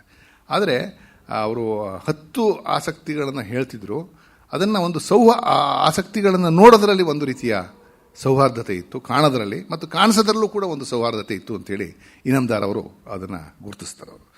ಆಮೇಲೆ ನಮಗೆ ವಿ ಸಿ ಅವ್ರನ್ನ ಅವರ ವ್ಯಕ್ತಿತ್ವವನ್ನು ಮತ್ತು ಅವ್ರ ಬರವಣಿಗೆಯನ್ನು ಗಮನಿಸಿದಾಗ ಇವತ್ತಿನ ದಿವಸ BA ಕ್ಲಾಸ್ಗಳಿಗೆ ಯಾರೂ ಬರಲ್ಲ, ಲಿಟ್ರೇಚರ್ ತೊಗೊಳ್ಳೋರಿಲ್ಲ, ಹಿಸ್ಟ್ರಿ ತೊಗೊಳ್ಳೋರಿಲ್ಲ ಅಂತ ನಾವು ಹೇಳ್ತೀವಿ. ಆದರೆ ನಮ್ಮ ಕರ್ನಾಟಕದ ಬೆಸ್ಟ್ ಬ್ರೈನ್ಸ್ ಬಂದಿರತಕ್ಕಂಥದ್ದೇ ಲಿಬರಲ್ ಆರ್ಟ್ಸ್ ಎಜುಕೇಷನಿಂದ, ಒಂದು ಹ್ಯುಮ್ಯಾನಿಟೇರಿಯನ್ ಫ್ಯಾಕಲ್ಟಿಯಿಂದ. ಆ ಲಿಬರಲ್ ಆರ್ಟ್ಸ್ ಎಜುಕೇಷನ್ನು ಅಥವಾ ಲಿಬರಲ್ ಹ್ಯುಮ್ಯಾನಿಟೀಸ್ನ ಎಜುಕೇಷನ್ನು ಏನು ಒಬ್ಬ ಮನುಷ್ಯನನ್ನು ಬೆಳೆಸ್ಬೋದು ಅನ್ನೋದನ್ನು ನೀವು ತಿಳ್ಕೋಬೇಕಾದ್ರೆ ನಮ್ಮ ನವೋದಯ ಸಾಹಿತಿಗಳ ಪಟ್ಟಿಯನ್ನು ನೀವು ನೋಡಿದ್ರೆ ಸಾಕು. ವಿ ಸಿ ಅವರು ಕೂಡ ಆ ಪರಂಪರೆಗೆ ಸೇರಿದವರು. ಈಗ ಆಮೇಲೆ ಇಲ್ಲೇ ಅವರೊಂದು ಇದನ್ನು ಕೊಟ್ಟಿದ್ದಾರೆ, ಒಂದು ಒಳ್ಳೆಯ ಮನುಷ್ಯ ಮತ್ತು ಒಳ್ಳೆಯ ಬದುಕು ಅಂಥೇಳಿ ವೆಂಕಣ್ಣಯ್ಯನವ್ರ ಬಗ್ಗೆ ಇಲ್ಲಿ ಒಂದು ಮೆಮೋರಿಯಲ್ ಲೆಕ್ಚರ್ ಕೂಡ ಕೊಟ್ಟಿದ್ದಾರೆ ಗೋಖಲೆ ಇನ್ಸ್ಟಿಟ್ಯೂಟಲ್ಲಿ. ಏನು ಒಳ್ಳೆತನ ಅಂತಂದರೆ, ನೀವು ಸಾರ್ವಜನಿಕ ಬದುಕಿಗೆ ಪ್ರವೇಶಿಸಬೇಕಾದ್ರೆ ಖಂಡಿತ ನಿಮಗೆ ಪ್ರಾಮಾಣಿಕತೆ ಇರಬೇಕು, ನಿಷ್ಪೃಹತೆ ಇರಬೇಕು, ಒಳ್ಳೆತನ ಇರಬೇಕು. ನಾವೆಲ್ಲರೂ ಒಳ್ಳೆಯವರೇ, ಆದರೆ ನಮ್ಮ ಎಲ್ಲರ ಒಳ್ಳೆತನ ಸೀಮಿತವಾದದ್ದು. ಅದೇನು ಅಂದರೆ ನಮ್ಮ ಹೆಂಡತಿ ಮಕ್ಕಳು ನೋಡ್ಕೊಳ್ಳೋಕ್ಕೆ, ನಮ್ಮ ಬಂಧು ಬಳಗದವ್ರನ್ನ, ನಮ್ಮ ಜಾತಿಯವ್ರನ್ನ ನೋಡ್ಕೊಳ್ಳೋಕ್ಕೆ, ಆ ತಂಟೆಗೂ ಹೋಗದೆ ನಮ್ಮ ತಂಟೆಗೆ ಯಾರೂ ಬರದಿದ್ದಾಗ ನೋಡ್ಕೊಂಡ್ರೆ ಅದನ್ನೇ ಒಳ್ಳೆಯವರು ಅಂತ ಅನ್ಕೋದು. ಹಂಗೆ ವಿ ಸಿ ಅವರು ಹೇಳ್ತಾರೆ, ಆ ಥರ ಒಳ್ಳೆತನದಿಂದ ಏನೂ ಪ್ರಯೋಜನ ಇಲ್ಲ. ನಮ್ಮ ಒಳ್ಳೆತನದಿಂದ ಸಮಾಜಕ್ಕೂ ಏನಾದರೂ ಒಳ್ಳೆಯದಾಗತ್ತಾ, ಏನಾದರೂ ಕಾಂಟ್ರಿಬ್ಯೂಟ್ ಆಗುತ್ತಾ ಅಂತ ನೋಡಬೇಕು ಅಂತೇಳಿ ಅವರು ವೆಂಕಣ್ಣಯ್ಯನವರ ವ್ಯಕ್ತಿತ್ವವನ್ನು ಪರಿಶೀಲಿಸಿ ನೀಡಿದಂಥ ಇಲ್ಲಿ ಒಂದು ಉಪನ್ಯಾಸದಲ್ಲಿ ಅವರು ಅದನ್ನು ಹೇಳ್ತಾರೆ. ಆಮೇಲೆ ಅದೇ ಒಳ್ಳೆಯತನ ಬೇಕು, ಆದರೆ ಅದು ಸಮಾಜಕ್ಕೆ ಉಪಯೋಗಿ ಆಗಿರಬೇಕು ಅಂತ. ಈ ಎಲ್ಲ ಅಂಶಗಳು ಕೂಡ ಅವರ ಮನೋಧರ್ಮವನ್ನು, ವಿ ಸಿ ಅವರ ಮನೋಧರ್ಮವನ್ನು ರೂಪಿಸಿದೆ. ಆಮೇಲೆ ಈ ಸಾರ್ವಜನಿಕದಲ್ಲಿ ವಿ ಸಿ ಅವರ ಆಸಕ್ತಿಯನ್ನು ಕುರಿತು ನಾನು ಮಾತಾಡ್ತಾ ಇರೋದ್ರಿಂದ ಅದಕ್ಕೆ ಸಂಬಂಧಪಟ್ಟ ಕೆಲವು ಪುಸ್ತಕಗಳನ್ನ ನಾನು ಪ್ರಸ್ತಾಪ ಮಾಡೋಕ್ಕೆ ಇಷ್ಟಪಡ್ತೀನಿ. ಅದು ನಿಜವಾಗ್ಲೂ ನಿಮಗೆಲ್ಲ ಸಂತೋಷವನ್ನು ಕೊಡುತ್ತೆ ಮತ್ತು ಎಷ್ಟೋ ಹೊಸ ವಿಷಯಗಳಿಗೆ ತೆರೆಯುತ್ತೆ. ನಮ್ಮ ಸಂವಿಧಾನ ಜಾರಿಗೆ ಬಂದದ್ದು 1950ರಲ್ಲಿ. 1947ರಲ್ಲಿ ವಿ ಸಿ ಅವರು ಭಾರತದ ರಾಜ್ಯಾಂಗ ರಚನೆ ಹೇಗಿರಬೇಕು ಅಂತೇಳಿ ಒಂದು ಪುಸ್ತಕ ಮಾಡಿದ್ದಾರೆ, ನಮ್ಮ ಕಾನ್ಸ್ಟಿಟ್ಯೂಷನ್ ಹೇಗಿರಬೇಕು ಅಂತೇಳಿ. ಅದು ಒಂದು ಅಪ್ ಟು ಡೇಟ್ ಆದ ಮತ್ತು ನಮ್ಮ ಕನ್ನಡಿಗರಿಗೆ, ಕನ್ನಡ ಓದುಗರಿಗೆ ರಾಜ್ಯಾಂಗಕ್ಕೆ ಸಂಬಂಧಪಟ್ಟ ಎಲ್ಲ ಸಂಗತಿಗಳನ್ನು ವಿವರವಾಗಿ, ವಿಷಾದವಾಗಿ ಪರಿಶೀಲಿಸ್ತಕ್ಕಂಥ ಪುಸ್ತಕ. ಆ ಸಂವಿಧಾನದ ಬಗ್ಗೆ ಎಲ್ಲ ದೃಷ್ಟಿಕೋನವನ್ನು ಓದುಗರಿಗೆ ಒದಗಿಸ್ಕೊಡ್ತಕ್ಕಂಥ ಒಂದು ಪುಸ್ತಕ ಅದು. ಅಲ್ಲಿ ನೋಡಿ ಅವರು ನಾವು ಕಮ್ಯುನಿಸಮ್ ಕಡೆಗೆ ಹೋಗಬೇಕಾ, ಸೋಷಿಯಲಿಸಮ್ ಕಡೆಗೆ ಹೋಗಬೇಕಾ, ವ್ಯಕ್ತಿವಾದದ ಕಡೆಗೆ ಹೋಗಬೇಕಾ ಅನ್ನೋದನ್ನು ಪರಿಶೀಲಿಸ್ತಾರೆ. ನಮ್ಮ ದೇಶದಲ್ಲಿ ಒಕ್ಕೂಟ ಇರಬೇಕಾ, ಯುನಿಟರಿ ಸ್ಟೇಟ್ ಇರಬೇಕಾ, ಫೆಡರಲ್ ಸ್ಟೇಟ್ ಇರಬೇಕಾ, ಅಥವಾ ವ್ಯಕ್ತಿ ಮತ್ತು ಸಮಾಜದ ನಡುವೆ ಸಂಘರ್ಷಕ್ಕೆ ಬಂದಾಗ ಯಾರಿಗೆ ಆದ್ಯತೆ ಇರಬೇಕು, ಅದೇ ರೀತಿ ನಮ್ಮ ವಿದೇಶಾಂಗ ನೀತಿ ಯಾವ ರೀತಿಯಲ್ಲಿ ಇರಬೇಕು, ನಮ್ಮ ಬ್ಯೂರೋಕ್ರಸಿ ಯಾವ ಥರ ಆರ್ಗನೈಸ್ ಆಗಬೇಕು, ಅದನ್ನು ಪ್ರತಿಯೊಂದನ್ನು ಅವರು ಚರ್ಚೆ ಮಾಡಿ ಅನುಬಂಧದಲ್ಲಿ ಆಟ್ಲಿಯ ಪ್ರಪೋಸಲ್ನೂ ಕೂಡ ಅವರು ಡಿಸ್ಕಸ್ ಮಾಡ್ತಾರೆ ಪಾರ್ಟಿಷನ್ ಬಗ್ಗೆ. ಅಂದರೆ 1947ರಲ್ಲಿ ರಾಜ್ಯಾಂಗವು ರಚಿತವಾಗೋಕ್ಕೆ ಮುಂಚೆನೇ ಒಬ್ಬ ಕನ್ನಡ ಲೇಖಕ ಆ ಥರದ ಒಂದು ಪುಸ್ತಕವನ್ನು ಸಾರ್ವಜನಿಕರಿಗೆ ಬರೆದಿರ್ತಕ್ಕಂಥದ್ದು ನಿಜವಾಗಲೂ ಶ್ಲಾಘನೀಯವಾದಂಥ ಒಂದು ವಿಚಾರ ಅಂತ ಅನಿಸುತ್ತೆ. ಆಮೇಲೆ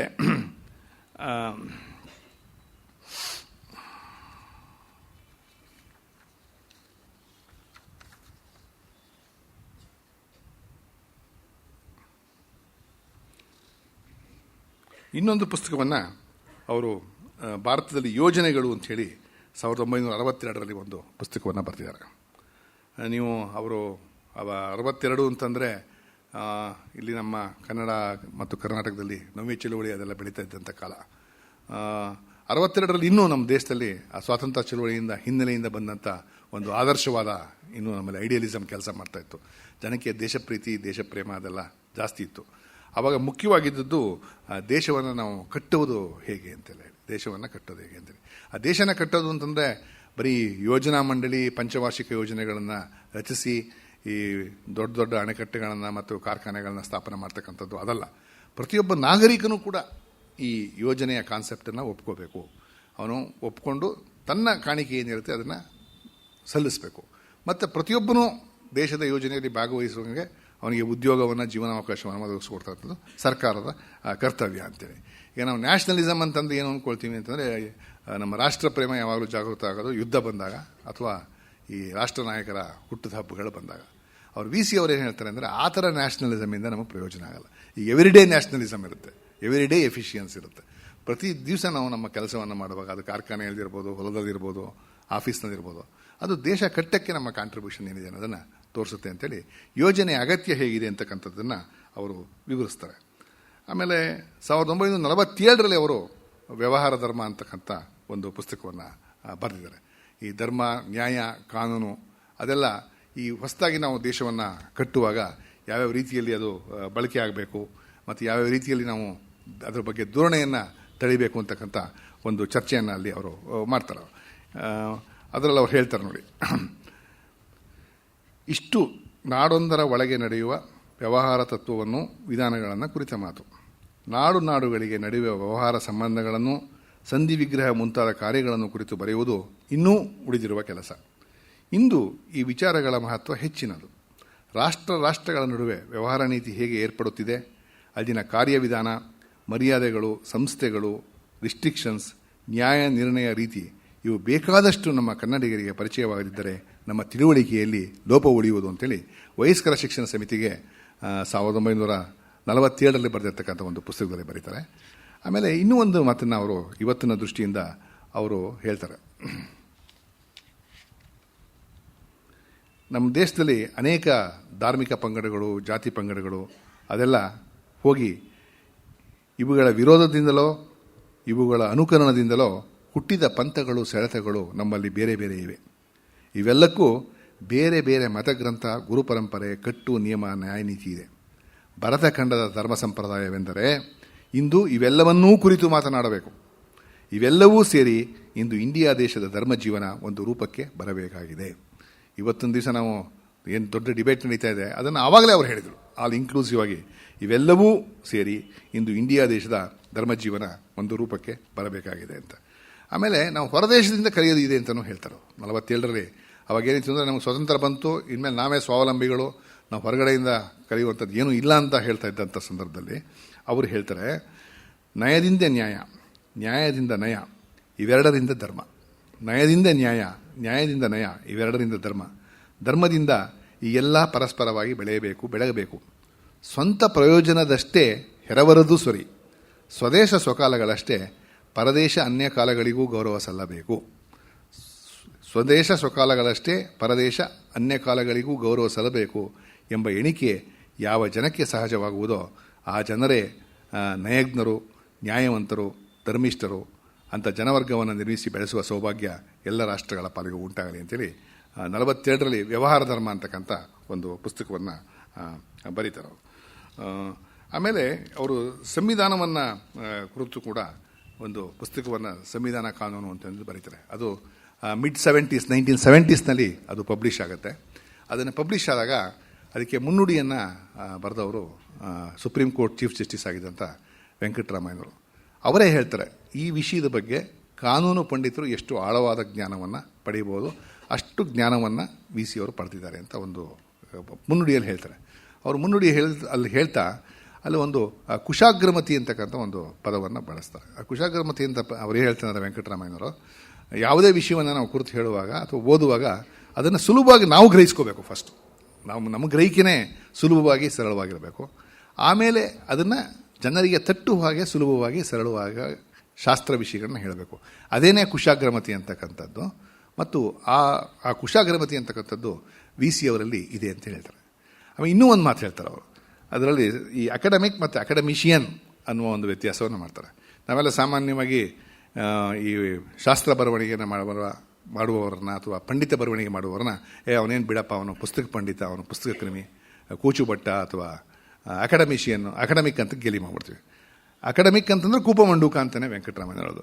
ಈ ಅಕಾಡೆಮಿಷಿಯನ್ ಇರ್ತಾನಲ್ಲ, ಅವನು ಅಕಾಡೆಮಿಷಿಯನ್ ಅಂತಂದರೆ ಎಲ್ಲ ಕ್ಷೇತ್ರಗಳಿಂದ ಆಸಕ್ತಿನ ತಿಳ್ಕೊಂಡು ಅದನ್ನು ಸುಲಭವಾಗಿ ಗ್ರಹಿಸಿ ಕುಶಾಗ್ರಮತಿಯಿಂದ ಜನಗಳಿಗೆ ತಲುಪಿಸ್ತಕ್ಕಂಥವನು ಅಕಾಡೆಮಿಷಿಯನ್. ಅಕಾಡೆಮಿಕ್ ಅಂದರೆ ನಾವೆಲ್ಲ ಗೇಲಿ ಮಾಡುವ ರೀತಿಯಲ್ಲಿ ಅವನು ಕೂಪಮಂಡೂಕನೇ. ವಿ ಸಿ ಅವರು ಆ ದೃಷ್ಟಿಯಿಂದ ಒಬ್ಬ ನಿಜವಾದ ಅರ್ಥದ ಅಕಾಡೆಮಿಷಿಯನ್ ಅಂತ ಅವರು ಹೇಳ್ತಾರೆ.